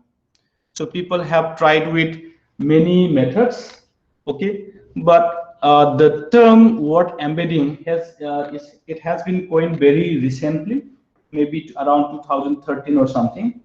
But before the word embedding term was coined, so people have been solving this problem using different methods. Okay, so that is what I'm trying to explain here. So in general, if I want to define what is word embedding is nothing but a dense representation of the word in the form of numeric vector in lower dimensional space. That means I want, so the something like 10,000 unique words, that feature space that you have, I want to reduce that feature space into lower dimension, something like 100 or 200, without losing information. Okay, that is nothing but the dimension reduction. Okay, not the feature selection, but dimension reduction. So I want to come up with some dimension reduction methods, say to reduce the number of features, high dimensional features into low dimensional features, and to get the dense representation. Okay, that is the word embedding. So if you work at the word level, this is word embedding. Similarly, if you work at the character level, it is character embedding. Likewise, sentence level, some sentence embedding, document embedding, paragraph embedding, and so on.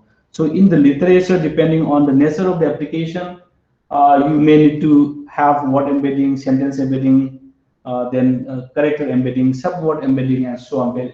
Different levels of embedding. Okay, but embedding in general is nothing but you're trying to get a low dimensional representation, dense representation of the sample that you are looking at, which may be at word level, character level, or sentence level, and so on. So that is the word embedding. So if you look at the entire, say, literature, so this is a very old problem, not the new problem, but the embedding term is very recent, which is something like 2013 or something. So before that also people have been solving the same problem using different methods. So some of the popular earlier methods, and I'm sure you might be aware of these methods, are something like principal component analysis, which is very popular method for dimension reduction, right? Then singular value decomposition or latent semantic indexing. This is another very popular method of, say, dimension reductions. Then latent Dirichlet allocation and so on. Okay. So these are some of the earlier approaches to get this dense representation. Okay. So this is, but again, these are mostly say latent Dirichlet allocation. That if you see, this is mostly something probabilistic approach. Principal component analysis or singular value decomposition is something like matrix factorization approach and so on. Okay, so these are earlier approach. The same problem people have tried to solve in this manner. But again, with the say evolution of neural network with the GPU processor and so on, people have started using the neural network for generating the embedding. Okay. So one first such popular method is the word-to-back. Word-to-back is the first such neural word embedding methods. Then later on, after word-to-back, many other neural-based word embedding has been proposed in the literature, like BLOF, fast text. Then very recently, maybe the present state of art might be BERT. Okay, so these are the journey in the say word embedding. Okay, so I'm hoping that say principal component analysis (SBD) you are aware of, or should we have a say brief discussion on that? PC. Yes, sir. Okay. Better if you have. Okay. So let us, just to give a glimpse of the complete journey, let us briefly discuss what is principal component analysis and SBD. Okay. So for that, let me just switch my slide. So I think.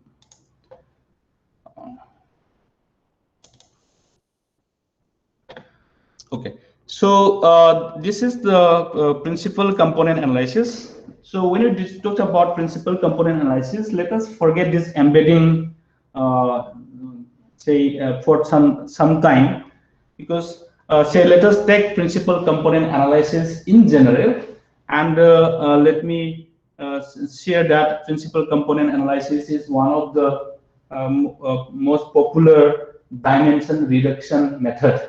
Okay, because our task of embedding is nothing but dimension reduction. Okay, so what do I mean by dimension reduction is that, so when it deals with large features, you have two problems, okay, or two approaches of reducing the number of features. One is called feature selection and another is called dimension reduction. So please do not confuse these two terms. So feature selection basically means among 1,000 features that you have, you select, say, something like 100 most useful features. Rest 90, say 900 you ignore. Okay, that is the feature selection. Feature selection means among the large feature set, you only identify some of the good features. Okay, that is the feature selection. So by doing feature selection, obviously number of features is reduced, but you are ignoring the, say, 900 features, right? If you are selecting only 100 features out of 1,000, so you are losing information.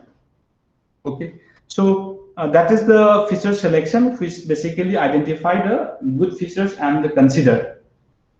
Whereas in the dimension reduction, you do not ignore the features. Instead, from the high dimensional space, you reduce to project the same data into the lower dimensional space. Something like from 1000 dimensional space to you project to lower dimension, that is the 100 dimension. Okay, that is what the dimension reduction. So in the dimension reduction, you are not losing information, but you are just transforming from high dimensional space to lower dimensional space. These two should be clear, and the principal component analysis is one such method. Okay, so let me try to spend about 10 minutes on principal component analysis. I may not be able to go in detail, but just to give the glimpse of that.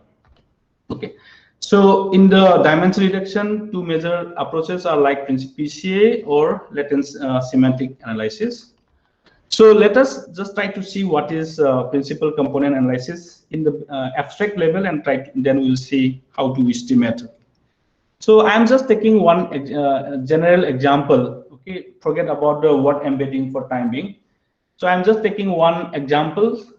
So here what I have is I'm considering the vehicles.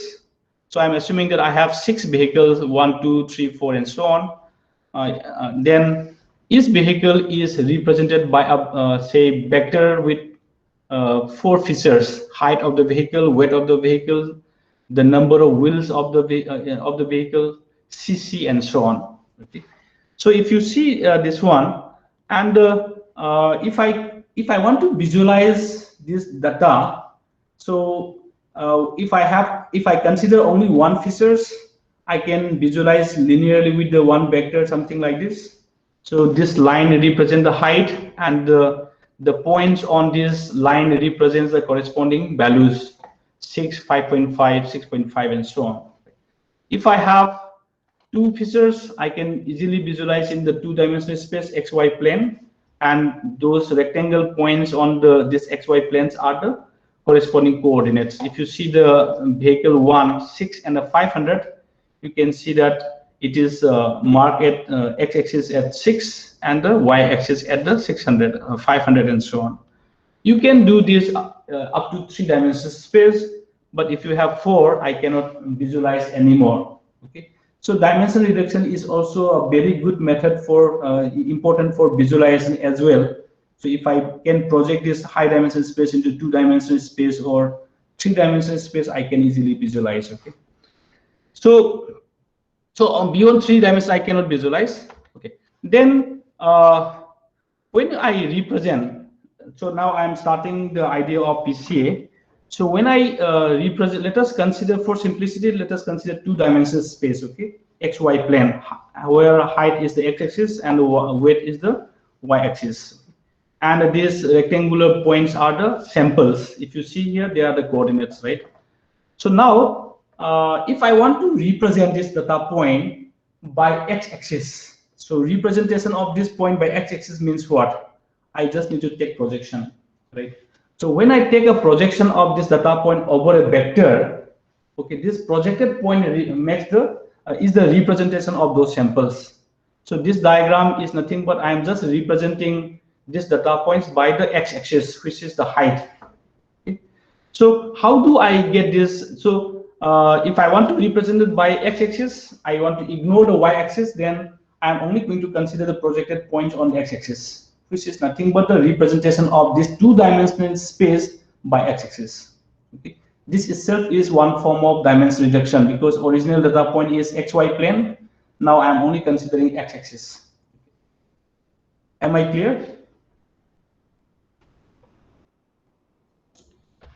So how do you get these projected points? If you see here, if here the D is the data sets. Okay, if I just perform the matrix multiplication, okay, multiplication between the matrix D and the x-axis, what you will be getting? You will be getting these projected points. See here, if I do the say product between the D and X here is the x-axis, so that is y and 0. So if I just do the say product of the data set and the x-axis, these are the projected points, right? Likewise, if I want to represent by the y-axis, that is also same thing. I want to need to multiply the data set D with the y-axis. So likewise, these are the projected point, right? So now, instead of x and the y plane, y-axis, if I want to represent by some arbitrary vector, then what I will do? So if I want to take a projection of this data point by the vector v, then it is nothing but the product between the data points and the v. Okay. So if you do the product of v and the v vector, you will be getting this say projected points. Okay. So by doing so, what I'm trying to say is say transforming say two-dimensional space to over a vector. Okay, is nothing but product of the vector and the matrix and the data point itself. Okay, so that is how. So now if I want to represent these data points by the vector v, then I just need to perform product between d and the v. So likewise, again another some random idea. So now if you assume that you have some arbitrary random data point x, and if I want to represent by the say this x by the vector v, then which is nothing but the projected points here. And this projected point, if you just complete by this vector, you can see that c square is equal to a square plus b square, where a is the base, b is the perpendicular, and c is the hypothesis. This is clear, right? So now, if this arbitrary vector v, okay, if you move closer to x data point, you can see that a is larger than b. Okay, a is larger than b, and if you move the same vector away from the say x data point in the same quadrant, then you can see that b is larger than smaller than a is smaller than b. Okay. That basically means the base and the perpendicular, they are inversely proportional. Okay, if you move. Okay. So this concept is what we're going to use in the PCA. Okay. So now with this understanding, let us see one point here. Okay, so now if you look at the original data point, this rectangular points, and I want to represent this data points by an arbitrary vector v, which is represented by this red line, you can see that it is not possible, right, without any error. You cannot have a vector passing through all these points without any error, right? Then, since it is not possible, what I will do is, instead of passing through all the points, I will try to find a vector which is best fitted. That means with the minimum error. So instead of passing through all the points, now I am okay with this vector red line with some amounts of error. Okay.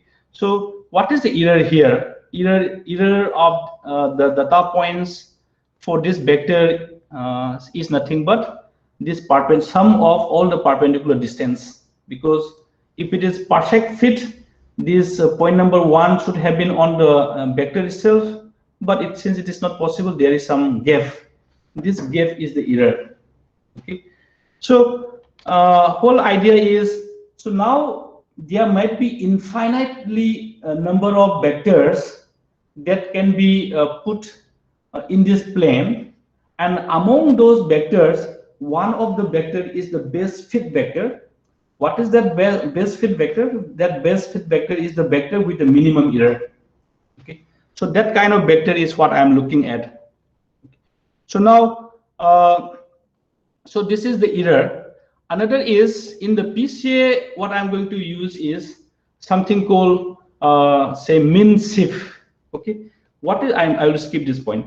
What is min shift is that if you take the if you right corner, top corner, you can see that I have say one point in the middle, which is something like sample min. Okay, so I will try to, what I will do is I will just move the entire data point such that this min point becomes the origin. Okay, So this bigger diagram is nothing but for the same data, I have done the min shift. Means all the data points are shift proportionately so that the min point become the origin. Okay. This is another requirement for the PCA. So now I have just introduced 2 points. One is the error, another is the min shift. Okay. So other thing, let me skip. Okay, these are all set point. So now my target is in the min shift space. I want to find a particular vector with the minimum error. That is what I'm looking at. So as I just mentioned, you may have infinitely number of say vectors. Among them, the best one is what I'm going to look at. So what is the best one? Best one is the say minimum with the minimum error. Okay. So for all the data points, say P1 is the error for the first data points, P2 is the error for second data point, and so on. So sum of all this error for the 6 data points that I have here, this is the sum of the error. Okay. Then again, but the distances, if you see here, some points are lying on the negative side, some points are lying on the positive side. So if you just perform the sum, okay, then they will cancel out each other. So just to avoid that, so we are applying the say min square error. Okay. So instead of using the summation, I'm using the min square error. That is nothing but P2, P1 square plus P2 square and so on. Okay. So and there is another reason for min square, taking min square, because this is the in optimization you know that you need to perform some partial derivatives, right? So it will allow you to perform the partial derivatives as well. Okay. So generally the loss function or error function should be something that is derivable. Okay, that is the concept. So min square error is something that people will be using. So I'm looking for the vector which with the minimum min sum of square error. Okay, that is what I'm looking at. Then again, if you see here, sum of the square error, if I instead of P, I can also use D. D is the distance of the point from the origin, and from our earlier discussion, if you see that B and the A was inversely proportional, right? So that means the distance and the perpendicular distance will be inversely proportional. So instead of taking a minimum of this P, I can say maximum of this distance. Okay. So now I am transforming to D distance rather than the perpendicular. Okay. So now I have moved to, so the best vector is nothing but the vector with the maximum sum of square distance. Okay, this is what I'm looking at, and this is the best fit vector. So so what is principal component here? The particular vector with the maximum say sum of square distance is what we call as the principal component. Okay. So principal component that we are talking about is nothing but the particular vector, okay, that will give that will have the minimum error, which is nothing but the particular vector with the maximum distance, square distance. Okay. And the interesting point here is distance is maximum. That basically means all the data points are quite say well separated. Okay. So that is what the principal component. Okay. So the principal component that we're talking about is this particular vector, and we can also see that this principal component is nothing but the eigenvector of the covariance matrix of this data set. Okay. That is how we are going to find out the principal component, but the idea behind the principal component is nothing but this particular vector. Okay. Then what is the second principal component? Second principal component is the vector which is perpendicular to the first principal component. Okay. And you can also prove that this say second principal component will also have the say second base this square distance. Okay. So again, in the form of eigen algebra, you can see that this is the second principal eigenvector of the covariance matrix, and the distance here corresponds to the eigenvalue.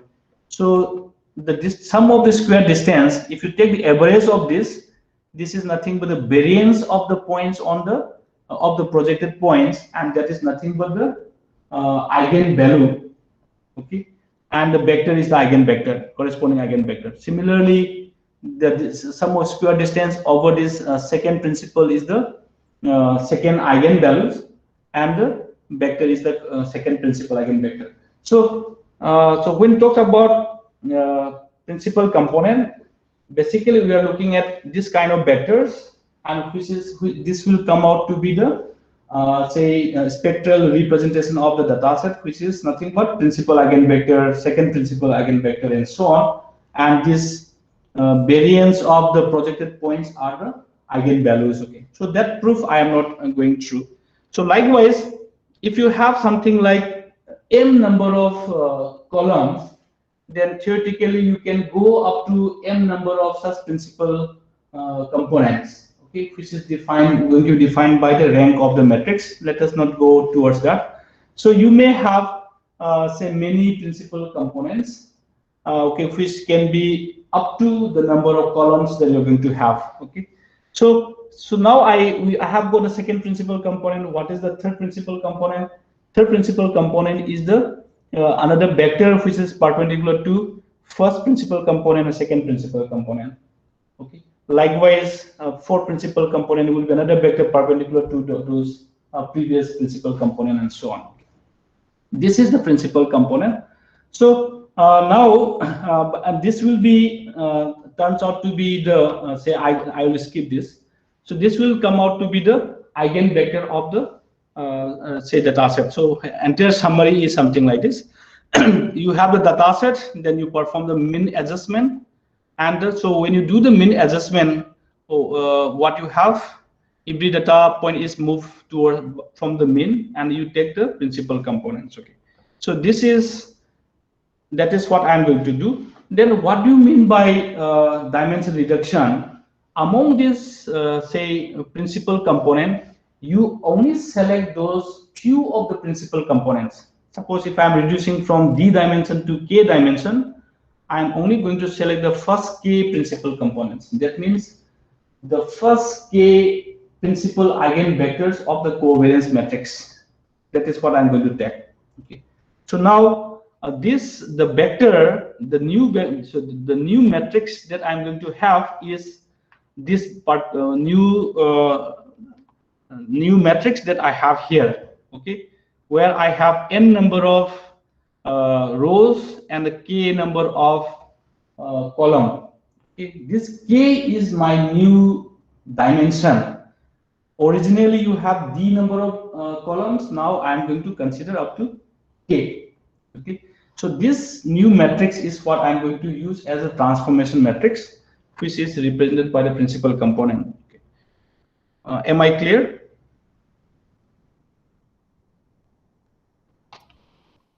Yes. Okay. So now how? Yes. Yeah. Now how do I do the projection? See here.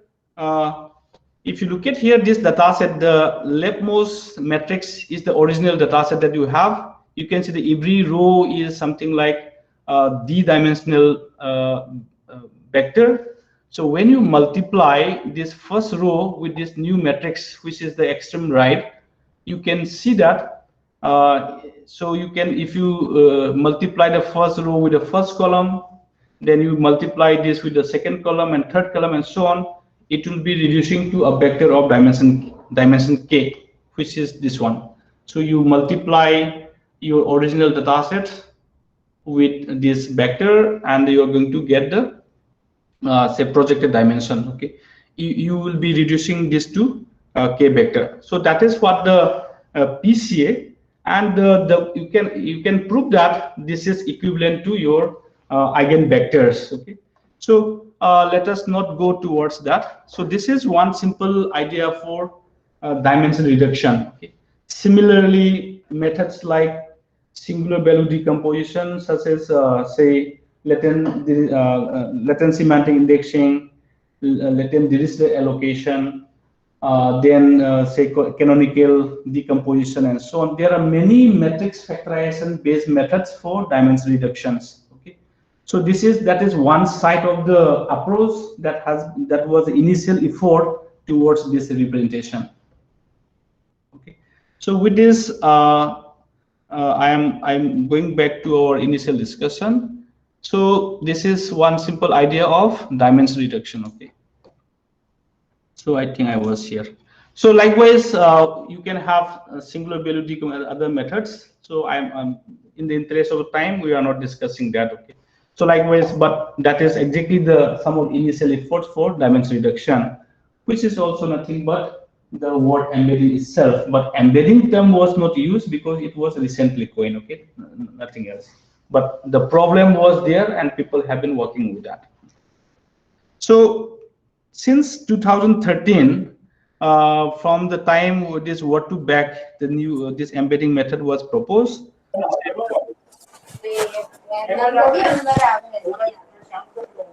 Hello, any question? Okay, so now so going back to what to back, as I just mentioned, what to back, say the idea is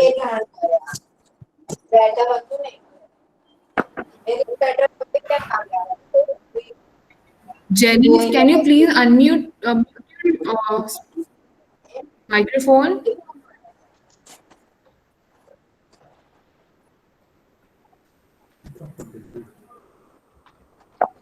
okay. So please continue. So what to back is the first such embedding approach using neural network. Okay. So now, if you are not aware of neural network, then it is going to be a bit difficult. So I just want to.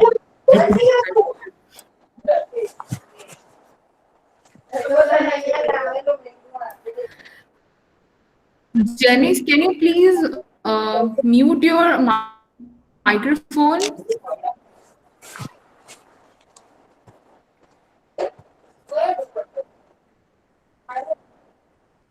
Janice, can you hear me? Okay, so I think we can continue now. So I just wanted to know, from the participant, if you are aware of basic neural network models, which is something called multi-layer perceptron. Otherwise, we need to briefly discuss about this to understand the methods.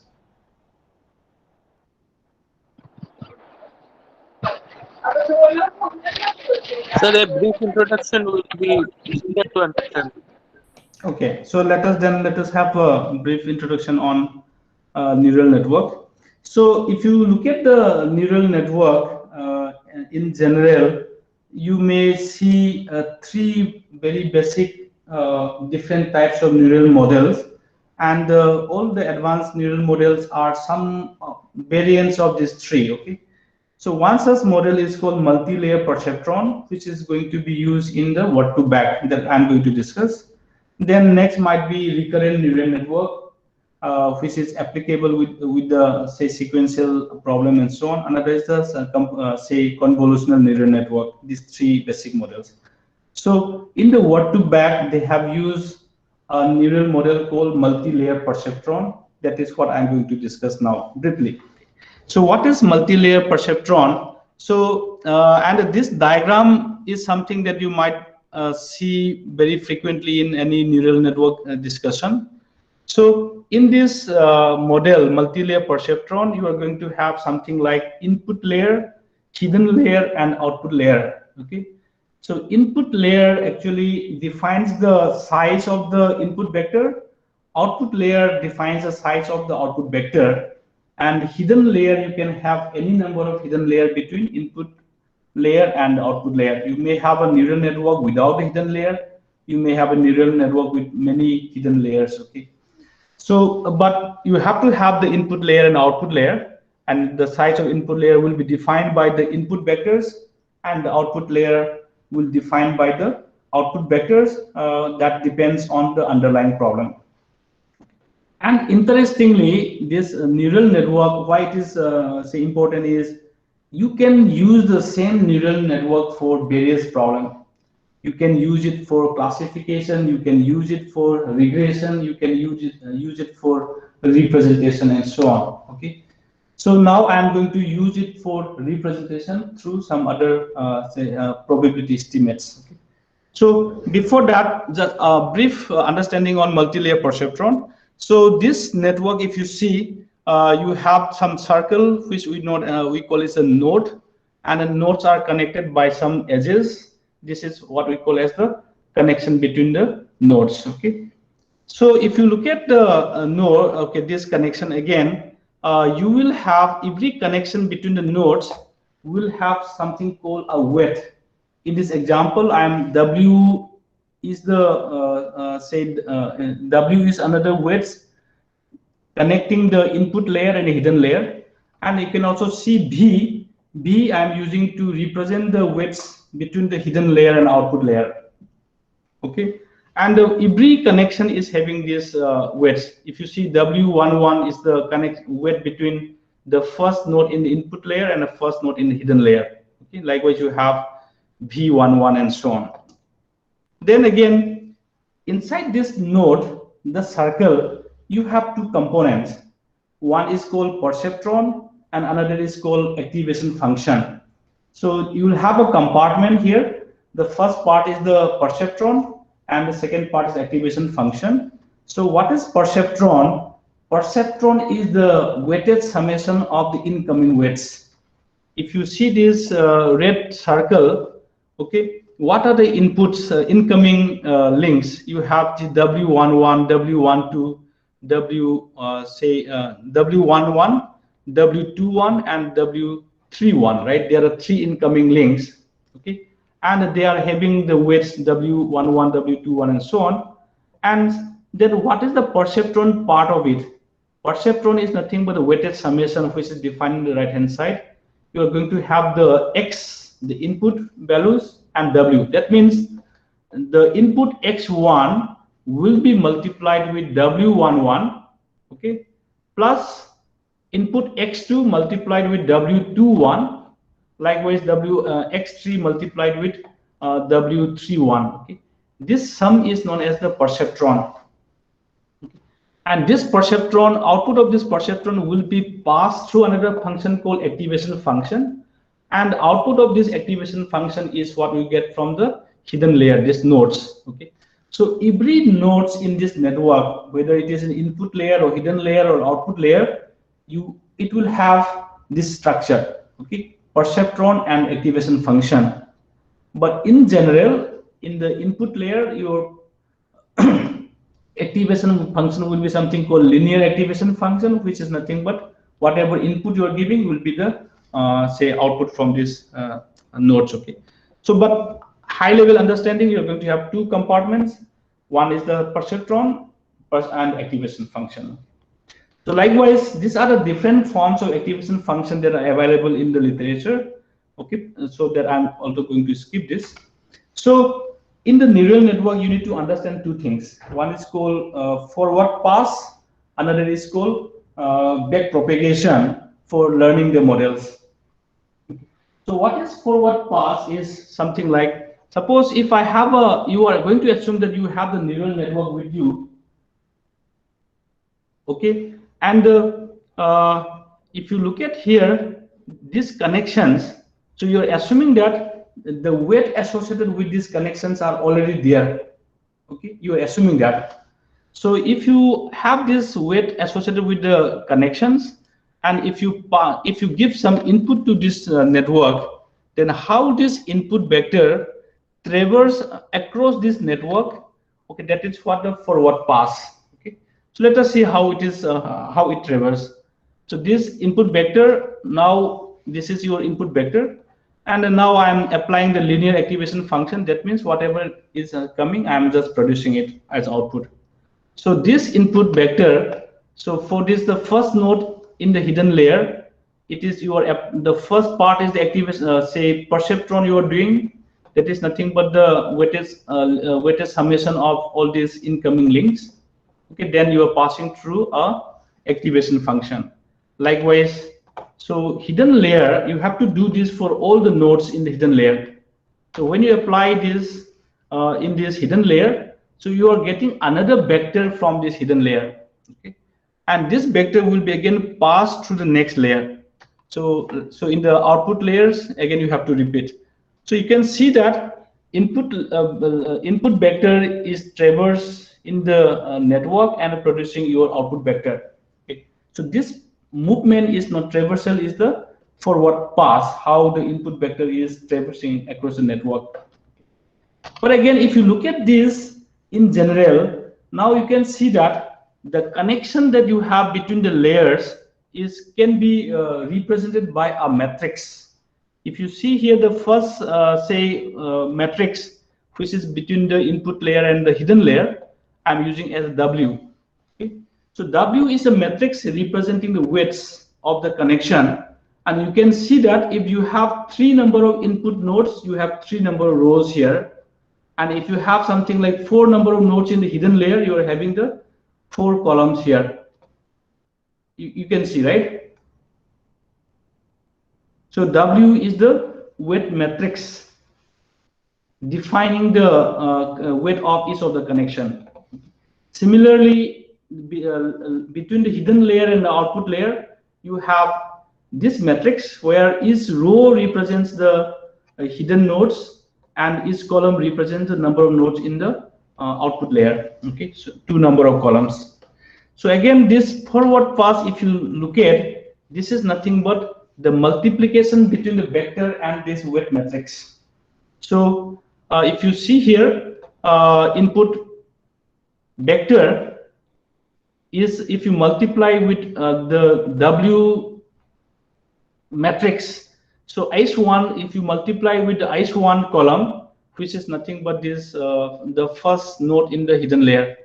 Okay, likewise, so this is what I'm, so this picture is telling you the product between the input vector and the weight matrix, and this will be, and if it is passed through the activation function, you are going to get the output vector from hidden layer.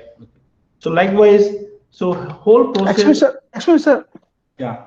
And what will be the process to define that which function, activation function, we should take?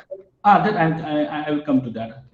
Okay. So, but before that, just I'm trying to say here is, in the neural network, everything visually you are looking at, you are seeing this as the kind of some network, right?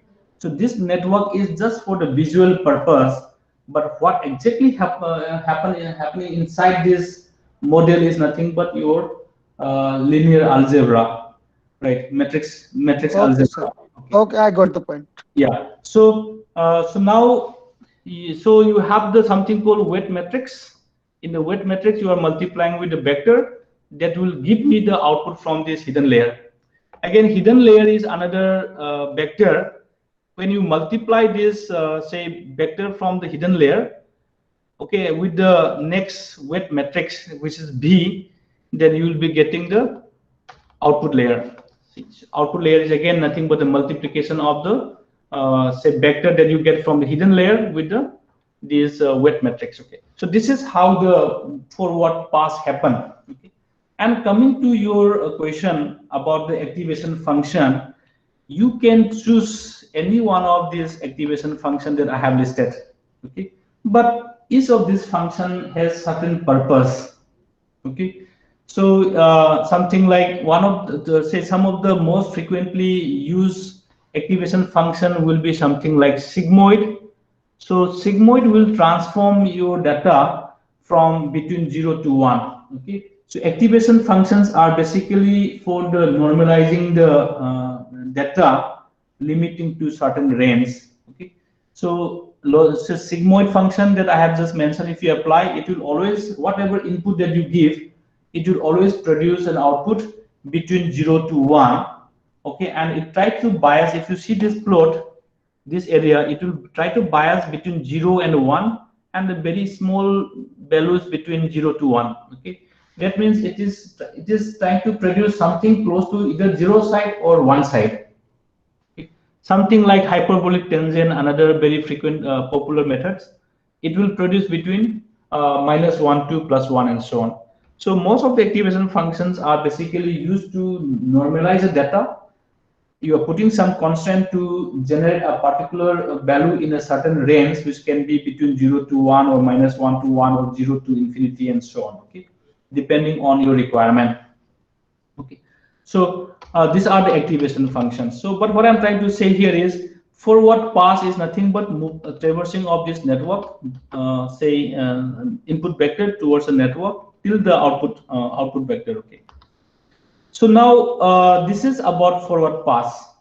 So forward pass is possible, say only if you have these weight matrices, say this V matrix and W matrix. If you have this, forward pass is possible, right? But if you do not have this, I cannot perform. So building a neural model is nothing but learning about this weight matrices. So because I know what from your training data set, I know what is the input vector, and I also know what is the output vector. But what I do not have is the W matrix and the V matrix. So building a neural model, a multi-layer perceptual neural model, is about learning this matrix W and V. Okay, that is what you are going to do from the training data set. Okay. So, but forward pass is that in the forward pass, you are assuming that I have some W, I have some V, and with that W and V matrix, you are passing. Say you are passing. But how do you get that W and the V matrix? That is the question. So, building a neural model is nothing but learning about this V and the W. Okay. So, how do I learn this V and the W? Okay. So, in learning process in optimization, we are going to use something called gradient descent. And if you know that in a gradient descent, you always start with some initial points. So in this aspect, what are initial points? So I am going to start with some initial W matrix and a V matrix, which can be randomly initialized, okay, or you can initialize with some other known matrix, okay. So I'm starting with some W0 and a V0, which is my initial W and a V matrix.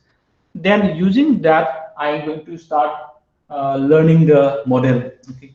So what do I mean by learning model? Okay. Let us assume that I have some W and the V, and using that W and the V matrices, given a particular say vector, okay, input data, I am getting some output vector Y. Okay, so this output vector Y is called observe. Okay, so in the supervised machine learning, you know that you already have the ground truth. Okay, what do you mean by ground truth? Ground truth means for this particular input vector, this is the expected output. Okay, that is what a ground truth. This is something known from the training data sets. So the expected vector is something that I am expecting from this for this particular input vector, and observe is the one that you are getting from your neural model. Okay. So if these two vectors are same, that means you do not have any error. Okay, that means you are getting whatever you are expecting. Then your model is perfect. The weight for your current weight for your neural model is correct. Okay.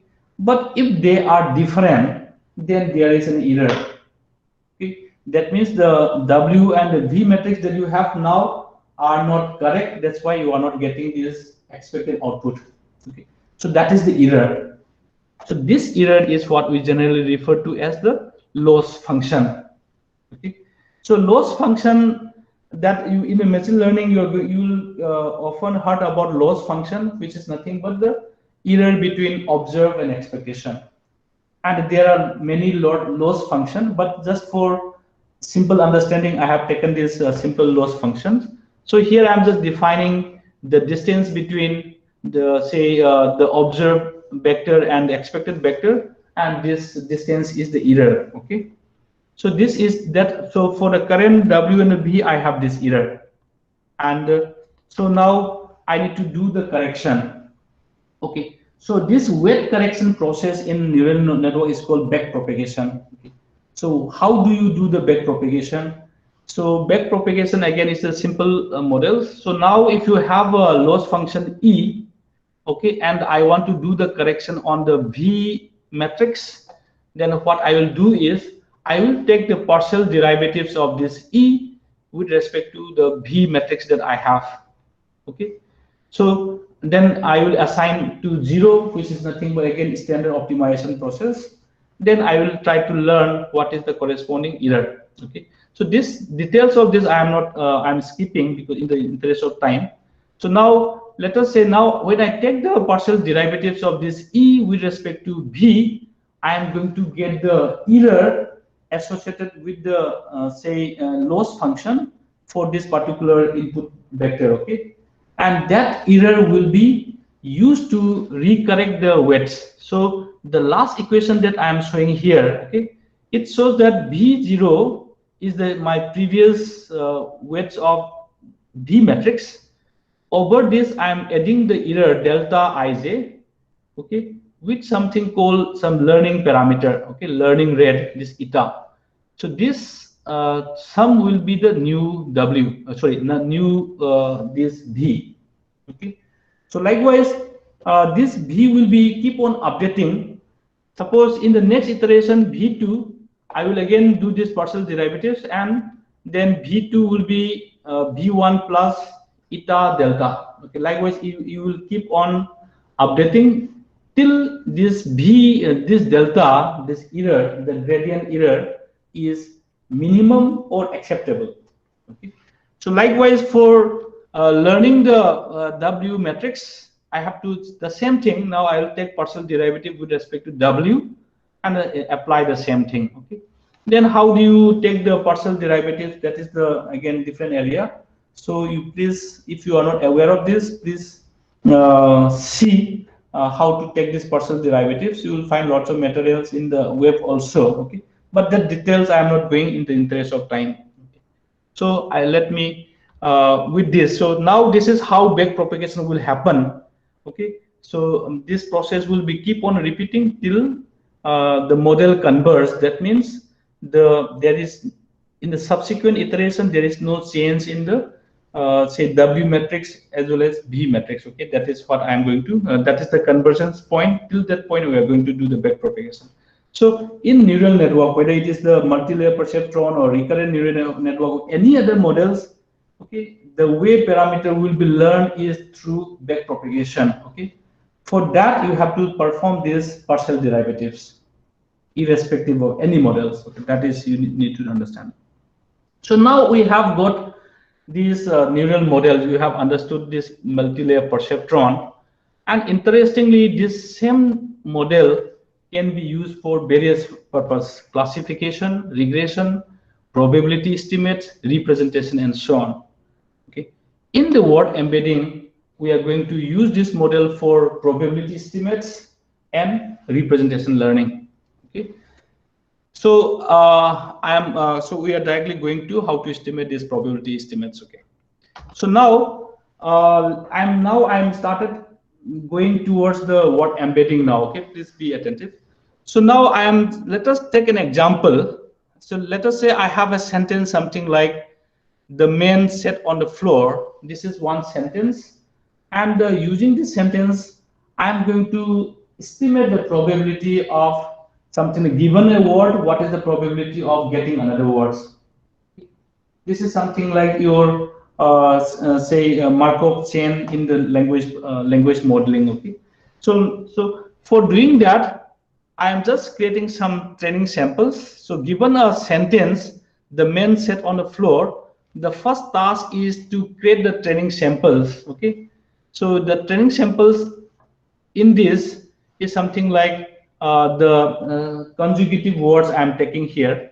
So like say the man is one pair, man set is another pair, set on is another pair, on the, and so on. So first I am creating a collection of such word pairs. Okay, depending on the application, how do you create these word pairs? Again, that is another question. But in this example, I am just creating word pair by the subsequent words. Okay, like the man set on, and so on. So now I have these training samples. Then using this training sample, my interest here is to estimate the probability of men given the word the. Okay, this is my interest.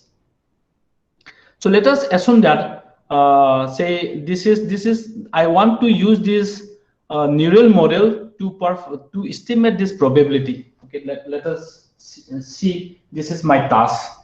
Then what I will do for these estimates. Okay, so first of all, I need to have the training data sets. That means these word pairs, the main set, and so on. Okay, so now after having this, the simplest way of estimating this probability is you see here I have just made some changes in my network. Initially the number of nodes in the output layer is 2. Now I have changed to n. Okay, so what is this n? You see here in the input layer also I have n number of nodes, I1, I2, and up to In. Likewise in the output layers also I have n number of nodes, O1, O2, and so on up to On. So what is this n? N is the number of unique words in the corpus.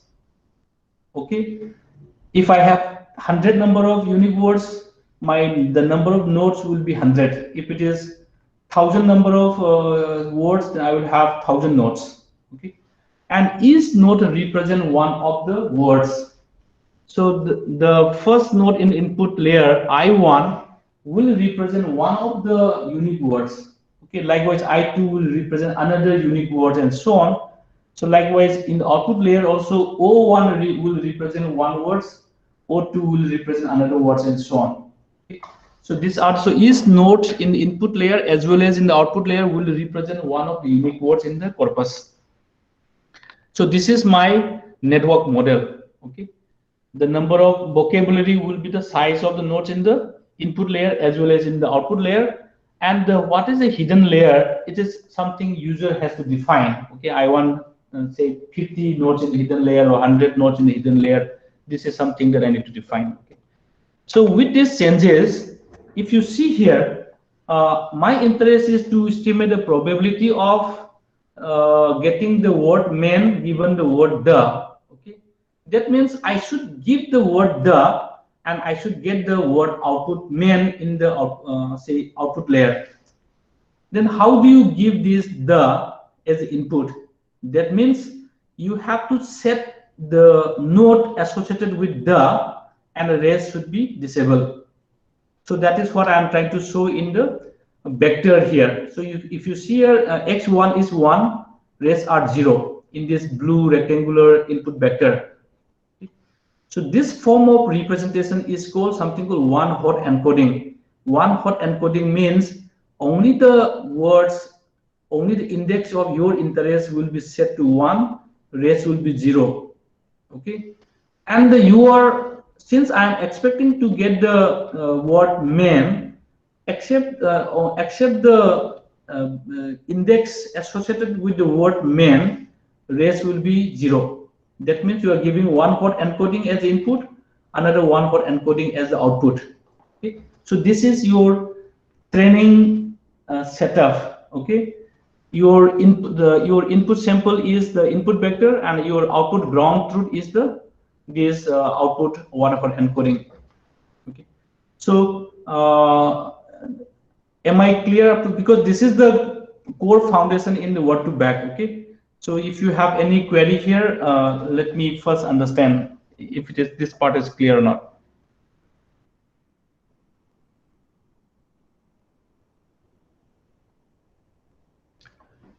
Okay, if there is no question, let us move on.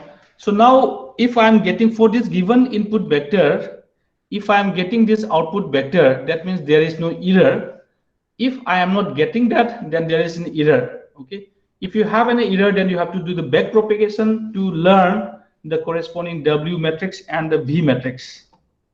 Okay, so now this is the very at the core of your word to back. This simple model is what you're going to use for word to back. Okay, so now in the say word to back in general, what is the overall objective? Okay, objective is something like predict the target words given the words in context. Something like if I say example sentences, the man sat on the floor, and if I say that my target word is man, then I'm going to say that my contexts are some other words around the target words, and what if my window size is 2, the set on, which is nothing but the neighbors around the word man, will be the context, and my training sample will be something like main, the, main, set, main, on, and so on, which is something like for the window, for the, if I consider the first word the as a target, my context will be main and set. Likewise, from this window, I will probably get the training data set, the main, the set, and so on. Okay. Likewise, for the target word main, and the context will be the, set, on, which will give me the training sample, something like main, the, main, set, and so on. Likewise, from the entire text corpus, I have to generate, first I have to generate these word pairs, target and the context. And context are the words around the target. Okay, this word pair you have to create first. After creating this word pair, now you apply this dataset into this network with simple multi-layer perceptron. Okay, so here in the word2vec they have used linear activation function. Okay, no other activation function they have used, only the simple linear activation function they have used. So but in the word2vec you will see some two different models. One something called SIBO, continuous word back of word, and another is something like skipgram. In the SIBO is something like given the context you are trying to predict the target. Okay, skipgram is just the reverse. Given the target you're trying to predict what is the context. Okay, so this the only difference. The rest is same. Okay, with this assumption, say then it will be given to the multi-layer perceptron, and this part I will skip in the interest of time. So now I will skip this one also. Okay. Let us see here. So now what happened is in this multi-layer perceptron, now given the word cat, I'm trying to predict the word set, and you can see that you have the weight matrix W and the V. And if you see here, what is the W matrix? W matrix is nothing but you have n number of rows, which is nothing but the number of vocabulary, and a D number of columns. D is nothing but the number of nodes in the hidden layer. Okay, so that is nothing but in the multi-layer perceptron. In this vector, if you see here, what is this weight matrix W? Weight matrix W is nothing but the number of input nodes as the rows and number of columns in the as the hidden layers, right? So if I want to generate say something like word embedding of dimension 50, that means I'm going to set the number of nodes in the hidden layer as 50. Okay, so the embedding dimension is nothing but the number of nodes in the hidden layer. Okay, so so W matrix is having n number of rows and D number of columns. D is the number of nodes in the hidden layer, which is nothing but the embedding vector. Something like V matrix is also having D number of rows, which is nothing but the number of nodes in the embedding vectors, and the n number of columns, which is nothing number of nodes in the output layer. Okay, then depending on how many say context you are using. Okay, because this is for the this is given the context you are you are predicting the target, which is nothing but the continuous back of word. Okay, so now I'm having two words as a context. That's why I'm having two parts in the input layer. Okay, the one is for cat, another is for on. This is just for the visual things, but they are both of them are using the same W matrix. Okay, so which can be illustrated something like this. Okay, so the input vector X is applied on the W matrix, and again same thing, the input vector for on is applied on the same W matrix, and they applied on the same hidden layer, and the output of this hidden layer will be something like average of these two vectors and so on. Okay. So likewise you will be having W. Similarly you will be having, so this W will look like something like this. Okay, so likewise you will do this for the same thing for the V matrix as well. Then using the entire data sets, that word pair that we have just discussed, you please say train this model till it converges. When it converts, what is the embedding? So W, if you look at the W matrix is what? N number of rows, where N is a number of vocabulary. So each row represents each word in the vocabulary, okay? And the number of column is D, which is nothing but the embedding vector. So this W is nothing but your embedding matrix, okay? So what embedding is nothing but estimating this W, okay? Similarly, if you see the V matrix also, V matrix is having N number of columns and D number of rows. Okay, here also if you look at the is column here, each column will be again defined by D number of rows. So for word embedding, whether you can use this either W or V as the embedding vector, but in general people will go for W matrix for the embedding vector. Okay. So likewise, this is what is the what to back, and what is interesting here is this what to back. This is the very simple multi-layer perceptron, and this simple model can capture very interesting semantic relation between the words. Okay, so overall, this what to embedding is nothing but the width matrix of this multi-layer perceptron that will represent the embedding vector. And so given these word pairs, our task of learning embedding is nothing but build these neural models and get those weight metrics. That's it. Okay, so this simple model is very powerful, and you can see that. Okay, let me skip all these things, and okay, I just want to show some simple example here.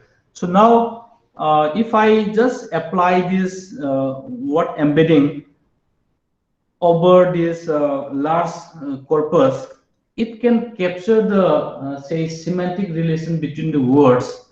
Something like if I give the country as the input, you will be able to get the capital very close to the country itself. Okay? So this is some form of representation like Russia, Moscow, and so on. Another is something like at the same time it will also be able to capture the say algebraic relation in the semantic space. Something like if I have say king minus men plus women or something, it will give something like queen. So what is the idea here is this simple model will be able to capture the semantic relation between various words in the text corpus with this simple model. Okay, this is the beauty of this model, and that is why people, lots of researchers has been attracted to this model. Okay, and but why this what embedding is important is that today you pick up any neural model, okay, in the NLP, whether it's say machine translation or transliteration or say sentiment analysis or anything. The first thing that you need to have is something like representation of these words, word embedding. What embedding is going to be the input to most of these neural models. Okay, and one interesting thing is that Google as such, they have calculated this embedding over a big news corpus, okay, and it has been shared publicly. Okay? And most of the say NLP research, they will be using this the distribution from the Google as the kind of pre-trained embedding for many NLP tasks. Okay? This is publicly available. You can directly download and use it. Okay, that is called what to back, that you can directly download. Okay, so but this is the first step for any NLP task, any text processing task today. If you're going to use any of the neural model, okay, the first thing is this, because if you do not have a good representation, whatever say effective model that you have, you may not be able to get good performance. Okay, good representation is very much important, and word embedding is at the core of that. And today, though it is started with something like word to back, then people have come up with another model called GLOF, then next FastText, and today what is most state of the art is the BERT word embedding. Okay. So this is the journey, and I think how much time I have. Since in the interest of time, I think I need to probably move this little faster. So if I have any questions here, let me take that question.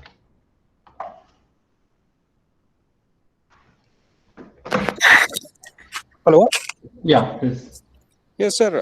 In the previous PPT, in the word to vec, so which one is we are the matrix like W from input to the hidden and hidden to the output layer. So which matrix is considered to be the actual word vectors, or are we considering both the matrix as in word vector? So theoretically, you can consider any one of them, but if you are considering the say SIBO in the practical implementation, if you see here, Yes. in the SIBO, people will be using W. The whole idea is W is the matrix, okay, and if you multiply the weight vector, input vector or over W, what you will be getting from your hidden layer is the representation of the words, say the input words, okay, and you don't again you are not applying any activation function here, so people will go with W, and that is what most of the say that is what people have used, okay, but theoretically you can also use V. So but the distribution that you're getting from Google is W. So both for the both W and V, it will be capturing the semantic relation, provided you are not modifying the say activation function on the output vector. But you theoretically can use any one of these two, but people say practically people generally use this W. Just logic is that if you apply say input vector over V, the output from your hidden layer should be the say representation of your input words. Okay, that is nothing but the product of the input vector with the weight W. But again, depending on your neural models, you may apply some activation, something like sigmoid and so on. Sorry, softmax and so on, different distributions. So that may distort the say underlying representation as well. Okay, but either one of these two vector metrics you can use, but generally people go for W.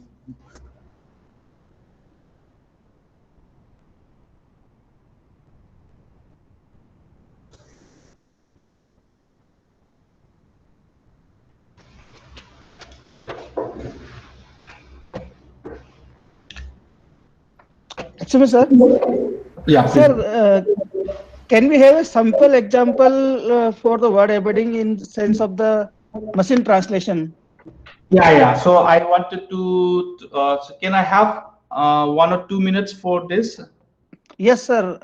Okay. So then let me explain the. Okay. So for the machine translation, okay, you will have two approaches. One is the statistical machine translation, and another is neural machine translation. Statistical, SMT, sir. SMT and NMT. So let us talk about a neural machine translation. So in the neural machine translation, okay, if you want to apply, say, please. Hello. Yes, sir.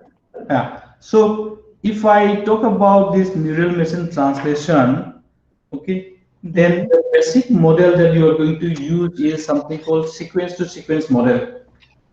Okay, but sequence to sequence model, for understanding that, you need to understand some model called recurrent neural network or LSTM or transform LSTM and so on. Okay, so what is the idea is, given a sequential information, which is suppose you are building machine translation from say Hindi to English, for example. Okay, Right. You are going to give Hindi sentence and you are going to produce another English sentence. Right. Hindi sentence is nothing but a sequential input. Okay, and your output English sentence is also another sequential output. Right, sir. And this model is called sequence to sequence model. Okay, let me just do a Google so that it will be easier for me to show you. Otherwise, I may also have a PPT. Let me just check. Okay, yeah, I have one. I think I will just show one. What is this? Let me just okay. Maybe I will. One second. I think I'm opening some different files. I think. Let me just try to give a simple example here. Otherwise, also, if you do something like sequence to sequence modeling in the Google, okay, you will be able to see that, and that is what you're going to use for any neural application where you need to give one sequential input and produce another sequential output, including the machine translation. Okay. Okay, sir. Let me. Why it is not opening? Okay, I think it is opening now. Let me. Okay. I think. Okay. So what do I mean by sequential input is something like, if it is so okay. This example is for, I think, sentiment analysis. Okay. So now if I have a sentence something like, it is a nice movie, and I want to check whether it is a what is the sentiment behind this. Okay. Yes. So for solving this problem, I can use this multi-layer perceptron also. I can use CNN also. I can use a recurrent neural network also. Okay. So in the recurrent neural network, I want to capture the sequential information. Okay. Also, okay. So if you have a requirement of capturing the sequential information, then you have to go with the sequential model, which is RNN or LSTM or transformer and so on. Okay. So now, if I want to give this sentence as the input to my neural model, am I there? Yes, sir. Yeah. So if I want to give this sentence as an input to my neural model, so what will be my input? Okay. So I have to give this say sequence of words, and this sequence of word is nothing but this sequence of this word embedding. The vector in the blue color that I'm showing is nothing but the embedding of the individual words. So first I have to get the embedding either using Word2Vec or GLOF or FastText or your PCA or any model. Okay, that is a requirement. So this sequential input I will be giving to my neural model. Okay, so now, so this is one simple example of sequential input. So like we say, it is a nice movie. Okay, the diagram that I am showing is something like recurrent neural network. So here I am for giving the word it, I'm giving this word embedding for it. Is I'm giving as a word embedding for is. So for every individual words, I have to give this embedding. Okay. So this is, then after that I'm applying the, so okay, this you will understand if you look at the recurrent neural network or LSTM. Okay, so this block diagram is just showing the recurrent neural network or LSTM. Okay, but input to this model is going to be your word embedding. Similarly, in the convolutional neural network also, if I just concatenate all this embedding, I will get a matrix. This is what I'm going to give into my say convolutional neural network. And I was talking about sequence to sequence models, right? This is machine translation. I love you, which is something like something like that. This machine translation. For that, okay, the model is going to be something like sequence to sequence, and it consists of two models. Okay, one is called encoder, another is called decoder part. So encoder is one sequential model, decoder is also another sequential model, which can be probably shown something like this. Okay, so this is again high level structure of sequence to sequence model, and inside box could be a recurrent neural network, or it could be LSTM or transformer. You please ignore that, but structure is going to be something like this. Okay, so what it shows is, given the word I love you, sentence I love you, in the input say as input, which is nothing but the encoder part. Okay, then this encoder will generate some common representation, and which is nothing but this red color, and after this red color what you have is called decoder. Okay, so now how are you going to give the sentence I love you here? That is what you are going to give as the you have to give what embedding here. Okay, the input to this first rectangular box is nothing but the embedding vector of the word I. Okay. Okay. So embedding is the first step that you need to have before applying any neural model, whether it is the machine translation or anything. Okay, if so you have to, because your input is going to be the vector, and if you are processing at the word level, you have to have the word embedding. If you're processing at the character level, you have to have the character embedding. If you are working at the, say, subwords level, likewise you have to have the embedding for subwords. Embedding is the first step, and if you can provide the best representation, you will be able to get a better performance of the model.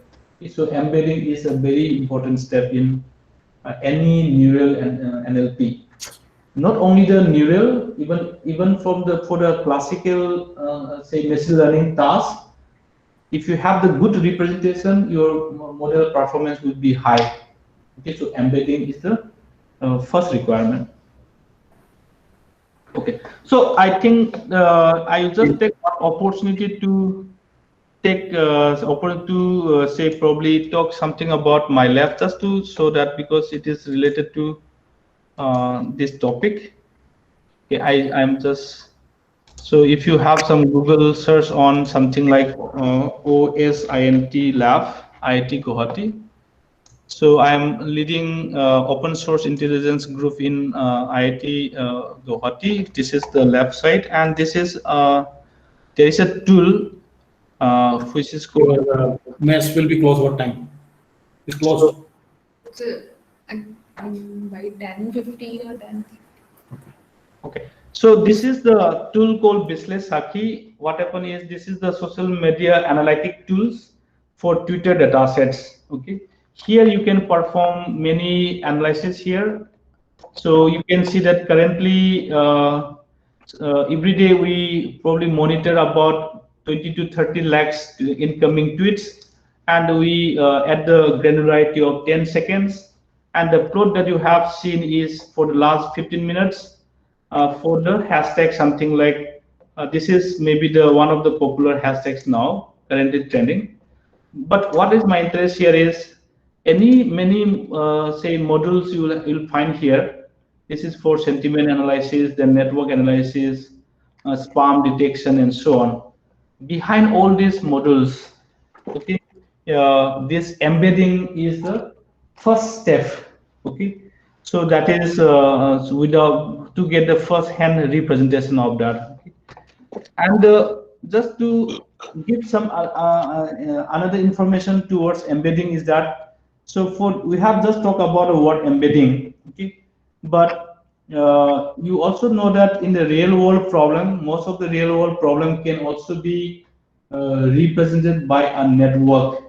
Okay, so another, in the embedding area, another direction is something called network embedding. Okay? Idea is that if you want to apply machine learning methods on the network data, how are you going to do that? Because for the network machine learning, you need the vector representation, and for the network, you don't have the vector representation. Okay? So the first task of first task for applying machine learning methods on network data is again network embedding, which is again another very important area in the present time. Okay, so if you just look at the recent development, you can see another very huge effort towards the network embedding. Okay, so many Ranbir. So anyway, that was very interesting. We have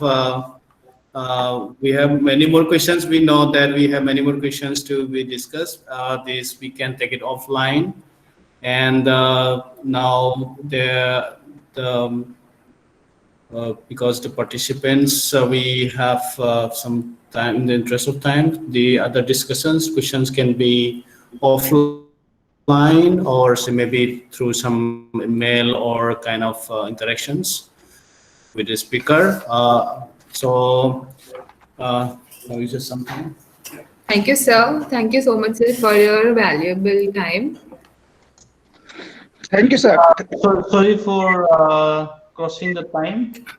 Yeah, I think it's okay. So if anyone has questions, please get in touch with Dr. Ranbir Sanasam.